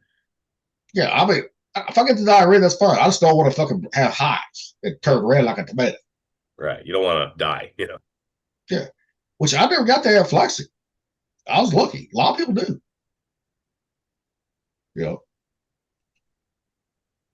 But hell, I tried that pork jowl that was from the modified hogs, right? That had the alpha-gal gene taken out. But I fucked up. I ate the whole pound of fucking pork jowl, right? Dude, it tore my fucking system up. Put it this way, I had to cancel a doctor's appointment because I could not get too far away from the toilet. Put that away. Man. Well, at least we can appreciate your enthusiasm. You get to eat fucking mammal for the first time in forever. You might overdo it. I did overdo it. And jowl, if you know pork jowl, it's greasier than fucking regular bacon is. But to me, it tastes better. Well, that grease is flavor, baby. The fat's flavor. You all know that's why the ribeye, they call it the king of steaks, man. It's got all that fucking marbling in it. And since we just got paid, right? I've been looking at their website, Amarillo Hills, because I do want to try the spare ribs that they sell. I want to put them bitches on the smoker. Right there. And I want to get the tenderloins because I want to pound me out a fucking tenderloin and fry that bitch. Proper Midwest tenderloin sandwich, eh? Oh, hell yes. Because that's the tenderloin that's just one cut of pork that I miss right there. Because tenderloin sandwich, anytime I see that on a restaurant menu, bread tenderloin, always had to try it. See how good it was. Always had to. I've had sub here that fucking sucked. The sub here, that was fucking awesome. Yeah, I think it was Steve-O's 16th birthday. There was I used to get pigs for my buddy back when he was still doing pigs, and I fucking saved an entire fucking pork tenderloin for I think his 16th birthday. And for dinner that night we had potatoes and gravy and vegetables and all the normal shit. And I grilled up pork for everyone, but I marinated and grilled up that tenderloin for him special because he was the birthday boy. And that shit, man, he was in heaven. I mean, I don't even have to fucking grill it. I mean, not grill, but bread it. I mean, I just grilled it. I like a grilled tenderloin too. I do. No, did a straight up grill. Did about a medium well on it, where there's a tiny bit of pink in the middle. Good seared outside, nice and juicy. You take it about 140, 145, all there, then pull it right there. Yep. 140 pull. Do. Yep. And I'll tell you, they're pork ain't gonna hurt you. They're tender as fuck right there. Well, hell, it's in the name, dude. Tenderloin. Right. And I just want to fry tenderloin in fucking duck fat. See what that's gonna taste like. Probably pretty fucking good. I know it's like fried in lard, right? It's fucking damn good. But tenderloin itself, just the piece of meat seems to have like an innate sweetness to it. There's a sweetness to it that the other cuts don't have. Which means, dude, when you make a rub for it, you can go a little spicy, a little savory. Like you can elevate the other fucking flavors in the rub without fucking diminishing the piece of meat because it's already naturally sweet. So like when you go a little aggressive with the seasoning, dude, with a pork tenderloin, it self-balances. Yep, it does. And that's the fucking beauty of it. I mean, even a pork shoulder, it balances out too. You go a little sweet, a little savory, or fucking spicy on it too. Yeah. I want to get my hands on their shoulders too, man, because they're small shoulders, right? Yeah. But the only problem is it's fucking expensive, right there. Well, for I just want some pulled fucking pork. Simple and stupid as it is hard to go wrong with a fucking pulled pork sandwich, man. Because with my barrels, guess what? I can have that so much done and rested in 6 fucking hours versus fucking 12 hours. Yep. Since I'm going at 300 degrees and not 225 or 250. Yeah, I'll never forget, man. One time, my buddy Mark, he's pretty domesticated these days, But back when he was wild and single, he had a house up in Camino with a gigantic fucking fireplace right in the middle of the house that heated everything. It was like fucking February, cold as shit, and we had to open the door because it was so goddamn hot because of that fucking. It was a fireplace with 2 openings. It was an open hearth, right? Yep. And so he had that fucking thing roaring, and we were in his house smoking cigars because he's single. He doesn't give a shit. And he was doing this pork fucking shoulder, and dude, got done with our smokes, and he's like, "Oh, time to make the sauce." And he fucking gets a bowl and just starts freaking going in willy-nilly, ketchup, mustard, Worcestershire sauce, fish sauce, like this and that and the other, all these spices. Like he just kind of made it on the fly, right? And then he took it and poured it over the freaking pork, pulled it with the sauce on it, and it was all fucking just goopy and moist. Yep. That is probably the best pulled pork sandwiches I've ever had. Yep. And he did it completely fucking on the fly. Like, shit was delicious. Well, that's somebody that's practiced that over and over, get it just right, the way he likes it. Yeah, no doubt. And that's the thing. See, at that point, I'd only been friends with him for a couple of years, so I didn't know him like I know him now. This was like fucking 15 years ago. And that's the thing. A lot of people, they forget that they go to a barbecue restaurant, right? They forget those chain stores like that, right? Guess what? They're not as good as what backyard can be. They're not. Oh, it'll never be. No. Well, half these fuckers get their meat from the exact same place, Cisco or whatever. They get their sauce from Cisco, their meat from Cisco. So even if their cooking method, varies a little bit, you still get kind of the same flavor from place to place a lot of the time. Backyard, dude, you can't fucking beat backyard. Like here in Missouri, you want good barbecue. I mean, if you go out to the restaurant, right? You want those mom and pop ones that's been in business for 50, 60 years. That's Oh, where yeah. you're gonna get the real deal in a restaurant right there here in Missouri. Well, did you ever see? I don't know what state this is, so don't I can't say what state it is. But did you ever see the YouTube video? I think she died recently, but she was like an 80-something-year-old woman, and she was tending the pit of this barbecue place in bumfuck nowhere for like 50 fucking years. It's actually down south. That's where that's at. Was that down? You heard about that though, right? Yeah. That was all motherfucking channels I watched for barbecue. Yeah, like her mission in life for half a century was making killer barbecue. Man, you will never beat a place like that. Yeah. Yep. That's like a lot of people like Arthur Bryant's in Kansas City, right? That's the only location I know of is in Kansas City, right? They still do. They've been around for 100 years. Yeah. They still serve their barbecue with fucking white bread on butcher paper. Yeah, we got a place. Believe it or not, dude, we got a place in Marysville. Believe it or not, fucking Marysville, Washington, a place called Sticky Fingers Barbecue. They do the same thing, and they do more catering than dine-in. Like most of their business is catering, right? But you can go in and eat, and one, it's really fucking good, and two, they do the same fucking thing, just regular old, cardboard container, your barbecue side, a couple of slices of white bread. It's like Arthur Bryant's. It's not KFC style barbecue. KFC style sauce, guess what? It's sweet and thick, right? This was more of a southern based sauce, and they don't put it on the meat. You put it on yourself if you want. Now, I know about Carolina barbecue because that's kind of my favorite, right? And I know about Texas barbecue because it's pretty simple and it's also really good if you do it right. So salt, pepper, and mesquite. That's like, basically it. Now, what makes KC? I've never been real clear on that. Sweetness and the thickness of it. Okay, so you're talking more of a decadent barbecue. Yeah, because they use a lot of molasses in their barbecue sauce. KFC style does. Okay. Molasses and brown sugar. Yep. So you're going for sweet, savory, and heavy. Yep. Where like St. Louis is a thinner sauce. It's more of a southern style sauce. St. Louis style is right there. Okay. All right.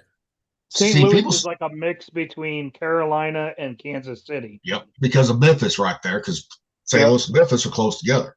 Right. See, Memphis is the same way. See, a lot of people in Missouri, they think about Kansas City for the barbecue method, right? Like, no. You forget about St. Louis. People do. They sleep on that one.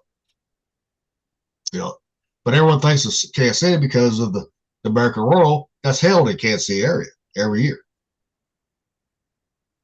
And some people like that sweet sauce. Me, I like it growing up, but the older I get, I like the vinegar-based sauce, which I grew up the vinegar-based sauce. My grandma Gillespie, that's how she made hers. Like she had the recipe from when they came up when the family came up from Virginia and all that from the South. She used that same recipe right there. And then if she didn't want to make it, then she would start using that balls. She started using that balls right there. Yeah. And that's as close as you're going to get to what her recipe was right there. Is balls. Yeah, that's why I like the Carolina style because there's a lot of mustard, a lot of vinegar, a lot more acidity. Yeah. It's more of an astringent flavor. It's not quite so heavy like on what you're talking about. But like a lot of people, they forget that Carolina. That's good. A lot of people they always go to mustard on Carolina style, right? But they forget the Carolina style also has a red sauce too, not just mustard based sauce, red sauce too. That's good too. Now, one of my favorite barbecue sauces that I'll buy commercially is from Iowa Smokehouse. Iowa Smokehouse. You know what? Yeah, we've mentioned them a bunch of times on this podcast. I've had their meat snacks. They're fucking amazing. But I get their southern style. It's thin, it's a little spicy. Dude, I still need to go back to fucking. We have one coastal around here, and it's in Marysville. I don't go to Marysville much these days, but they're the ones who got the Iowa fucking smokehouse shit that I like to eat. Yeah. And I never bothered to buy their barbecue sauce because Well, they got different. They got different ones too. They have a bourbon and peach one. It's fucking damn good too. They do have one. That sounds good. Yeah. Do you have a Shields out there near you? You know what? We don't have a Shields out here, but I did go to the Shields in Montana and Billings because that's where my brother-in-law lives. So I've been there a few times. That's where I get mine shipped. I order mine from Shields. So, but if you get it at Coastal, fuck yeah, try it out. Yeah, I'm pretty sure. I mean, I'm like the coastal location where they have the Iowa Smokehouse stuff. They've got like a whole fucking like kiosk in the middle of the aisle with all their stuff. So I'm pretty sure they got barbecue sauce too. Well, they also make ketchup. I've tried their habanero ketchup. Yeah. Now that was pretty fucking good. Yeah. Well, that wouldn't fly in our house because I don't like ketchup and Charlene don't like habanero. So Yeah. she's stuck though, But- man. She loves the flavor of habanero, but dude, it wrecks her guts. Yeah, but this ain't, I mean, it's spicy, but it doesn't, well, because, I mean, habanero, it can be spicy if you cook it wrong, right? But it's got the flavor of it. You just taste a little bit of heat on it, on the back end. That's it. Okay. You know, Now, personally, I love habanero. I think it's one of the best Yeah. peppers out there. No, whether it's hot or not, the flavor is fucking amazing. It's like I said, it's got that citrusy, bright, shimmery flavor to it. It just a brighten up But- whatever you put it in. but if it wrecks her fucking gut, even a little bit might good. fuck her up. So, Yeah, she doesn't get a lot. Like I use El Yucateco a lot. Yep. And they're all habanero based pretty much. Yeah. And even with the milder El Yucatecos, hour later, man, her stomach's hurting. So she really, for whatever reason, like she likes jalapeno. She doesn't mind cayenne. She loves cayenne, but for whatever reason, man, habanero screws her up. yeah, because it's more, my cat's is more mild habanero. So if that fucks her up, yeah, she ain't gonna like it. No, I wouldn't think so. No, like I said, cayenne is like her limit. Yeah. But yeah, I like me a good Southern style barbecue sauce any day of the week. Yeah. Yeah, I need to start eating more barbecue than other people make. I make my own barbecue and I love it, but going out to eat barbecue these days is so goddamn expensive that, I don't really get much of a chance to like really explore different barbecue styles because one, most of what we have out here I've either had before or it's a chain. Yep. So, I don't get that experience like you guys do where you've got a couple of barbecue fucking epicenters within a day's drive or less. Like you can go to the place where it came from and eat the barbecue and get the experience, Up in Washington, good luck. Well, and that's the thing. Washington's not known for their barbecue. The West Coast hate, and now they're starting to get a little known for it because a lot of people from the West Coast, Washington, Oregon, and California, they're starting to enter into competitions now. A lot more now. Yep. Yeah, but I'm sure they ain't fucking doing anything but St. Louis or Carolina or Southern or whatever. Some There of ain't them no do. such thing as Washington barbecue. But some of them I've seen, like on those shows, right? On those competitions, dude, they're putting out some damn good barbecue. They're doing their own flavors. They're not holding to any tradition like Kansas City style, No. St. Louis style, Carolina style, or Texas style. They're doing their own thing. It looks good too. All right, well, we'll see. I'm just saying, this is not a great place for barbecue. Yeah. But then again, that cuts both ways too, because my buddy Chris moved down to Tennessee. Yep. And he loves the weather, loves the state. He started a business down there. Like he's killing it. Like he's just everything for him is just going right. I'm like, dude, how's the food? He's like, remember, we both came from Syracuse, right? And all that entails. And he's like, yeah. He's like, unless you like barbecue, there really isn't much. Yeah. Well, even Because New some York, places where barbecue is all you get. well, like even New York, they're starting to get recognized for their barbecue now too. Dinosaur barbecue in Syracuse, New York, for the last 40 years. Some of the No, best I'm talking- barbecue you will ever eat, no matter where you're from. Yep. But like, there's one guy, Phil the Grill, right? He's from Brooklyn, right? He has a couple of restaurants. They're in Brooklyn. All And he right. does his own thing, right? Now he's known on the circuit. He goes to American Roll every fucking year and wins at least something every year. Really? Come from Brooklyn. And Brooklyn ain't known for the barbecue at all. No, they're known for pizza. Yeah. And even Florida's not known for their barbecue. They got big competition down in Florida now. I wonder if you could do a pizza barbecue, Oh, yeah, Slather you your can. ribs in marinara sauce, basil, and oregano. Dude, like you can cook the ribs, right? Shred them, right? Take them off the bone, shred them, put them on your fucking pizza with barbecue sauce, cheese. Oh, well, yeah, pulled pork pizza's been a thing for a long time. Yeah. And like Pizza Hut, it used to be pulled beef, right? I used to love their barbecue pizza until they changed it up. I'm like, this ain't the same. But one of the best barbecue pizzas that's a franchise that I like, a lot of people sleep on, is California Kitchen right there. Their barbecue Never heard of chicken. them. And Papa John's, that's their best pizza right there. It used to be, was the barbecue chicken. Yeah, Papa John's is pretty good. I like Papa Murphy's better. I like the take and bakes better than the chains nowadays. So I never cared for the Papa Murphy's dough, their crust. Never did. But I'll say the one chain that beats them all almost, Pizza Ranch, kind of does. Yeah, I don't have those here either. Pizza Ranch actually has the best chicken. Their chicken's that Fried damn. chicken. Yep, they have some of the best fried chicken. It's another fucking Iowa staple. What, fried chicken? No, Pizza Ranch. Oh, Pizza. Yeah, I've never even heard of them. It's a big old buffet. See, for years, we only had one in Missouri, right? Independence, right next to Kansas City. I never knew about it. I never had Pizza Ranch until 2014 when I went out there to see my brother in Fort Collins, Colorado. You know, and I'm like, he said, "We're going to Pizza." I said, "What the fuck is that?" I got there, I was like, "Holy shit!" He said, "Dude, I had fucking slices of pizza, chicken, everything on my plate. It was all good." They have some of the best fried chicken, though. I mean, it's fucking crispy. It's hot. It's fucking tender, juicy. It's fucking amazing. It beats out any fucking chicken place, really. I mean, it's crazy. And if you like salad bars, right? If you like French dressing, they have the Western French dressing on the salad bar. Yep. You know. Yeah, there's very few foods that can compete with a good fried chicken. I mean, we all love barbecue, we all love burgers, we all love this and that, but dude, you get the right piece of chicken, the right breading, the right seasonings, cooked the right way, man. You can say it's equal to this or that, but it's hard to say that anything is actually better than that. Except a great fucking fried tenderloin. Same thing, basically. No, it's not.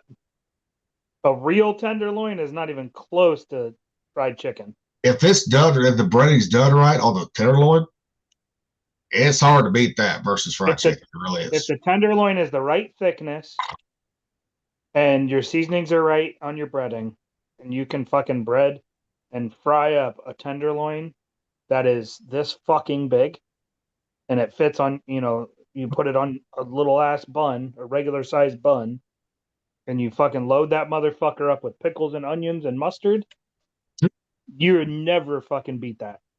Oh, you see how I load mine up? We may have to see. We may have to see. Well, you'll have to come out to fucking Iowa and have a fucking filling station one, or I'll take you to another place that has them. This sounds like to me. This sounds like an episode of The Galley to me. Yeah. Side by side. Yeah, but this is right here is fucking this one. We talk about everything right here. Yeah. No, I'm saying that like that. You're giving me an idea. Side by side comparison. Same dredge, same fucking everything. Different piece of meat. See how it goes. But a lot of places they don't use the original dredge, salt the cracker dredge like they used to. Yeah. See, that came along from St. Joe because the saltines started out St. Joe. See, I'm not even aware of the traditional dredge for a tenderloin sandwich. I'm not aware of the history of it. All I know is it's hammered, breaded, and fried. I've had ones that didn't have the crackers in it, right? And I've had ones with crackers. It depends on the seasonings. I like the cracker one if it's seasoned just right. You're talking fucking saltine, right? Yeah, saltine, yeah. Yeah. Okay. And like a chicken makes fried sense. steak. Ooh, a good chicken fried steak too. You cannot go wrong with some white gravy on it. Well, you saw me cook that shit, dude. I can make you a chicken fried steak and white gravy that'll make you fucking weak in the knees. There's a restaurant here that does it that's fucking delicious. You know who makes a really good chicken fried steak around here that you wouldn't think of? Fucking the Buzz Inn. You all remember the Buzz Inn up here? Oh, yeah. Yep. That diner chain? Dude, their chicken fried steak is one of the best I've had. Yep. Buzz Inn. Holy shit. I haven't fucking thought about that place in a long time. I mean, they don't make anything bad, but like the chicken fried steak is like conspicuously good. Yeah. Well, speaking of diners, right? Vic, if you're ever in St. Louis, you got to go to Tiffany's, little old diner in St. Louis. Got to. Sounds like the Little Gem in Syracuse. Little Gem It is is. this old fucking It is. 40s, trailer diner, and it's Yeah. just fucking killer. And that diner in St. Louis has been shown in multiple fucking movies. You said Tiffany's, huh? Yep. Is it an Yep. Airstream, like an old school like trailer diner, or is it a building? Well, it's a building now. It used to be an old Airstream until it burned down. Now it's in a building. Okay. But it's still the same owners that own it, same recipes right there. Because they got breakfast at Tiffany's from that place. No shit. Yeah. And it's diners been on diners, drives, dives, everything. You said it's on St. Louis, huh? Yep. It's in the rough part of St. Louis. That's why you only won't go there during daytime, put that away. Yeah. But they got some good chicken fried steak too, fucking tenderloin. But the best thing that they make there, I think, besides their chili, is the gooey butter cake. Because that originated in St. Louis, the gooey butter cake did. Came out as a fucked up thing, right? As a mistake, right? And people loved it. So they started making it like that. Huh.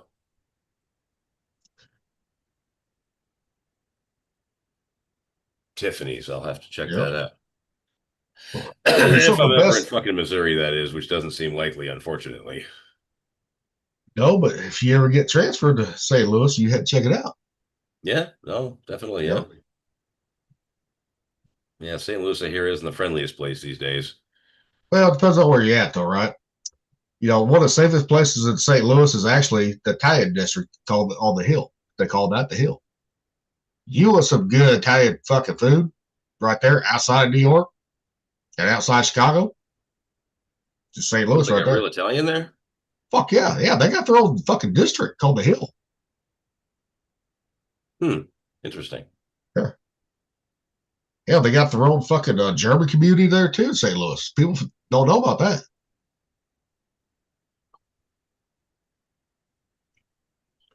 Because St. Louis was founded by fucking Italians, was one of the Italians and Germans.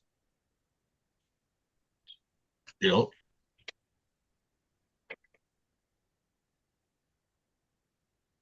this is all German here. Yeah.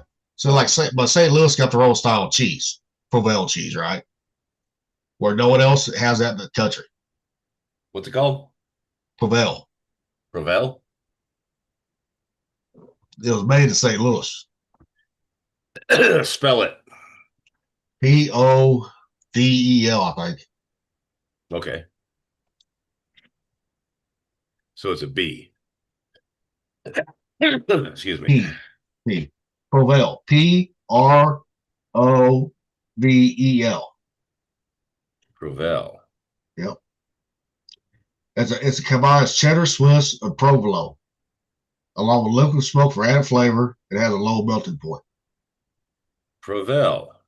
Yep. Provel for pizza. Slice Yep. and grill on pizza by Hoffman's.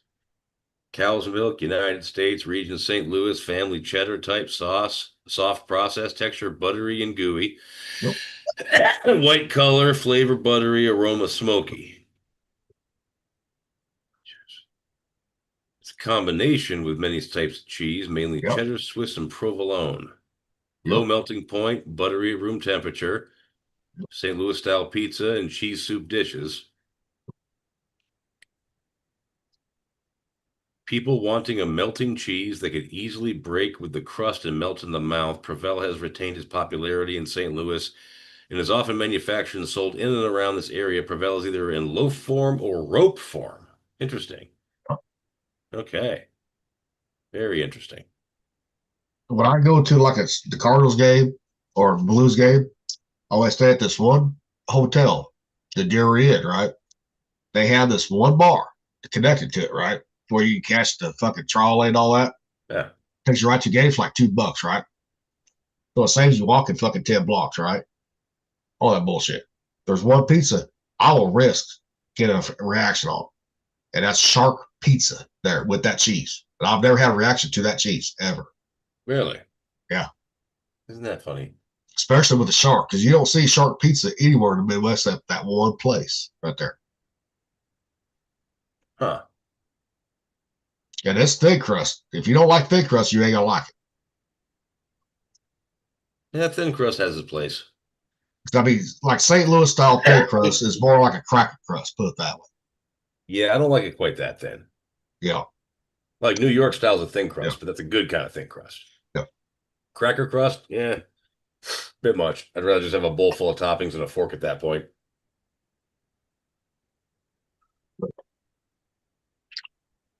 At St. Louis, you got to have the fried ravioli too. That's where that started at too, St. Louis. I've heard good things about that. Oh, that's good.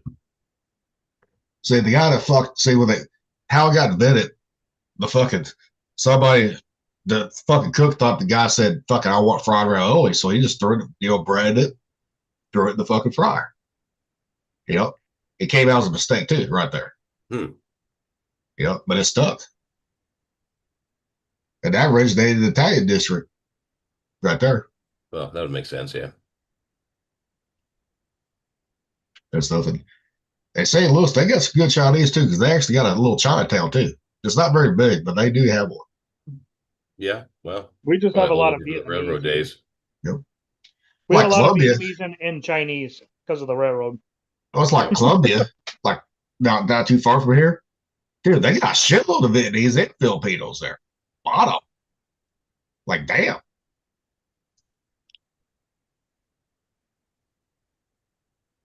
But now they got a lot of fucking Muslims now too.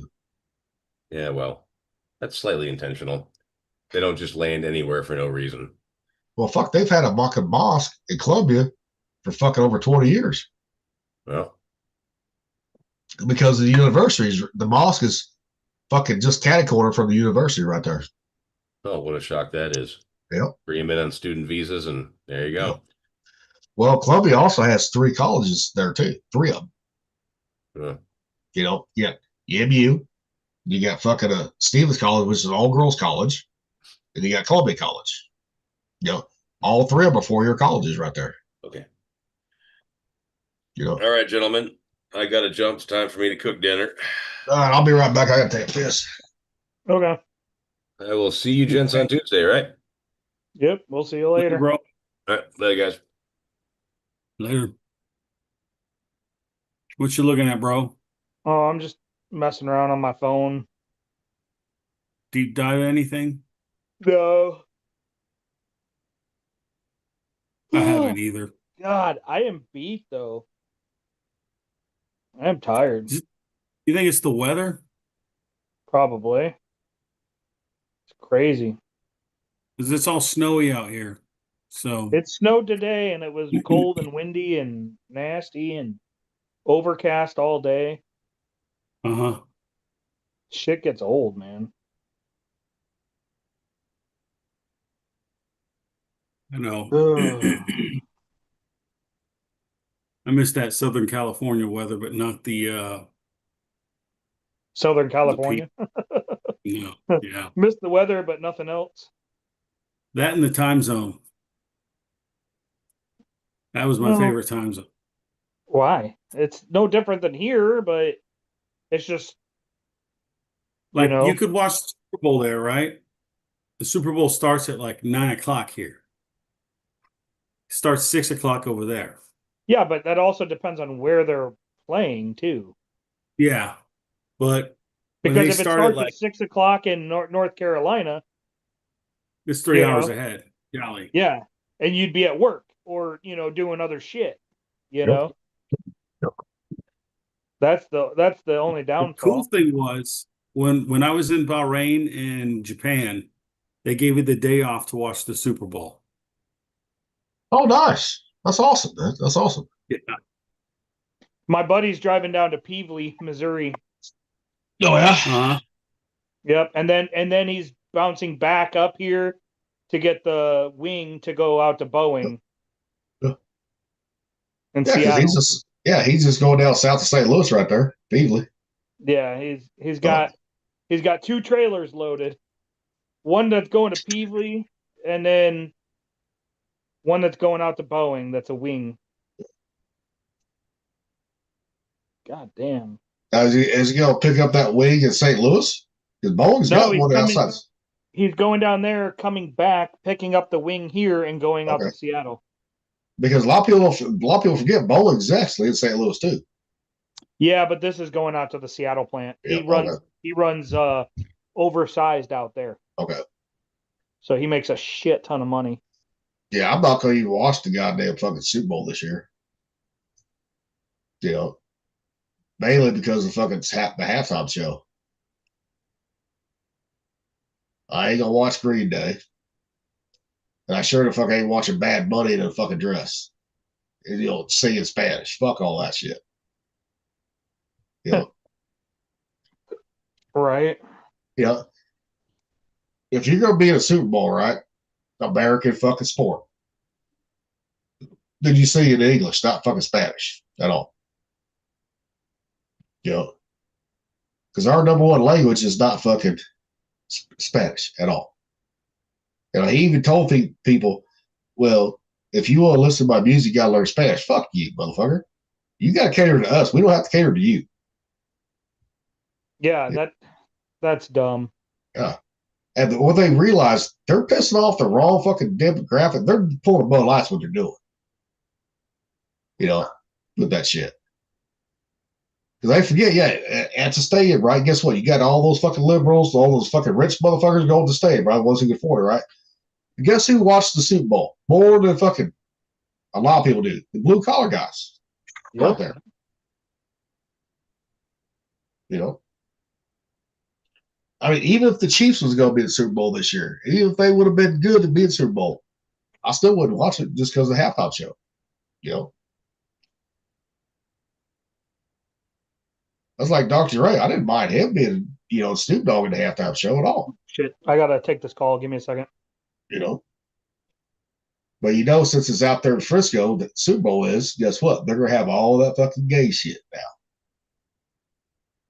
No. It makes me lose. I lose interest when they keep doing that stuff. It's so annoying. It's turned me off to so many things now. I mean, and everything that I used to like, I've replaced it with something else, right? Yep. It's just I look at it and I shake my head. Yep. That's like It's like Hollywood's ruined their movies and their TV shows and everything now. Well, Hollywood doesn't even and Hollywood doesn't even fucking come up with original ideas no more. They're trying to reboot everything. You know? Now, some of the fucking sequels that should have been out years ago, right? Some of those have been good. Like Maverick, you know, Top Gun. That was good. You know? But quit trying to remake original films. You know? Now, The Running Man, I was not upset with that one, right? Because, I mean, now unless you're a purist, right? Unless you're a purist on that shit. But I found it entertaining. I really did. But they had the right actor with the guy that Glenn Powell that played in Maverick. You know, you know, I like him as an actor. He did pretty good on that one as the running back. He did. You know, but yeah. Oh, good Lord. At least I feel better now. So No, you had a couple more beers. I'm on number 6 right now. So All right. I gotta go. Oop. Shit. I gotta go get a key to a truck here in a soon here. yep. That's almost 7:30 anyway. So You want to end it? yeah, we'll go ahead and end it. So we're doing bullshit anyway. So that's what we'll be doing the whole time, anyways. But Yeah. It's okay, Sailor. It's okay. but after 3 hours, yeah, we're starting to wind down a little bit. So Yep. all right, here. From the decks to the galley, we've had our say. Fiverr's crew rolling on another fine day. Stories and laughter from shipmates true. We'll see you next time. Fair winds to you. This is the Fifers 991. Till next watch, shipmates. We're done. Pfeiffer's departing. You fucked that up, Rocky. Yeah. Oh, shit. Hold on. Let me do it over again. Fucked it up. There's no point in doing it I over. thought it doesn't matter. They don't know what happened. They just saw a bunch of dumb shit. Here we go. Fifers departing. There you go.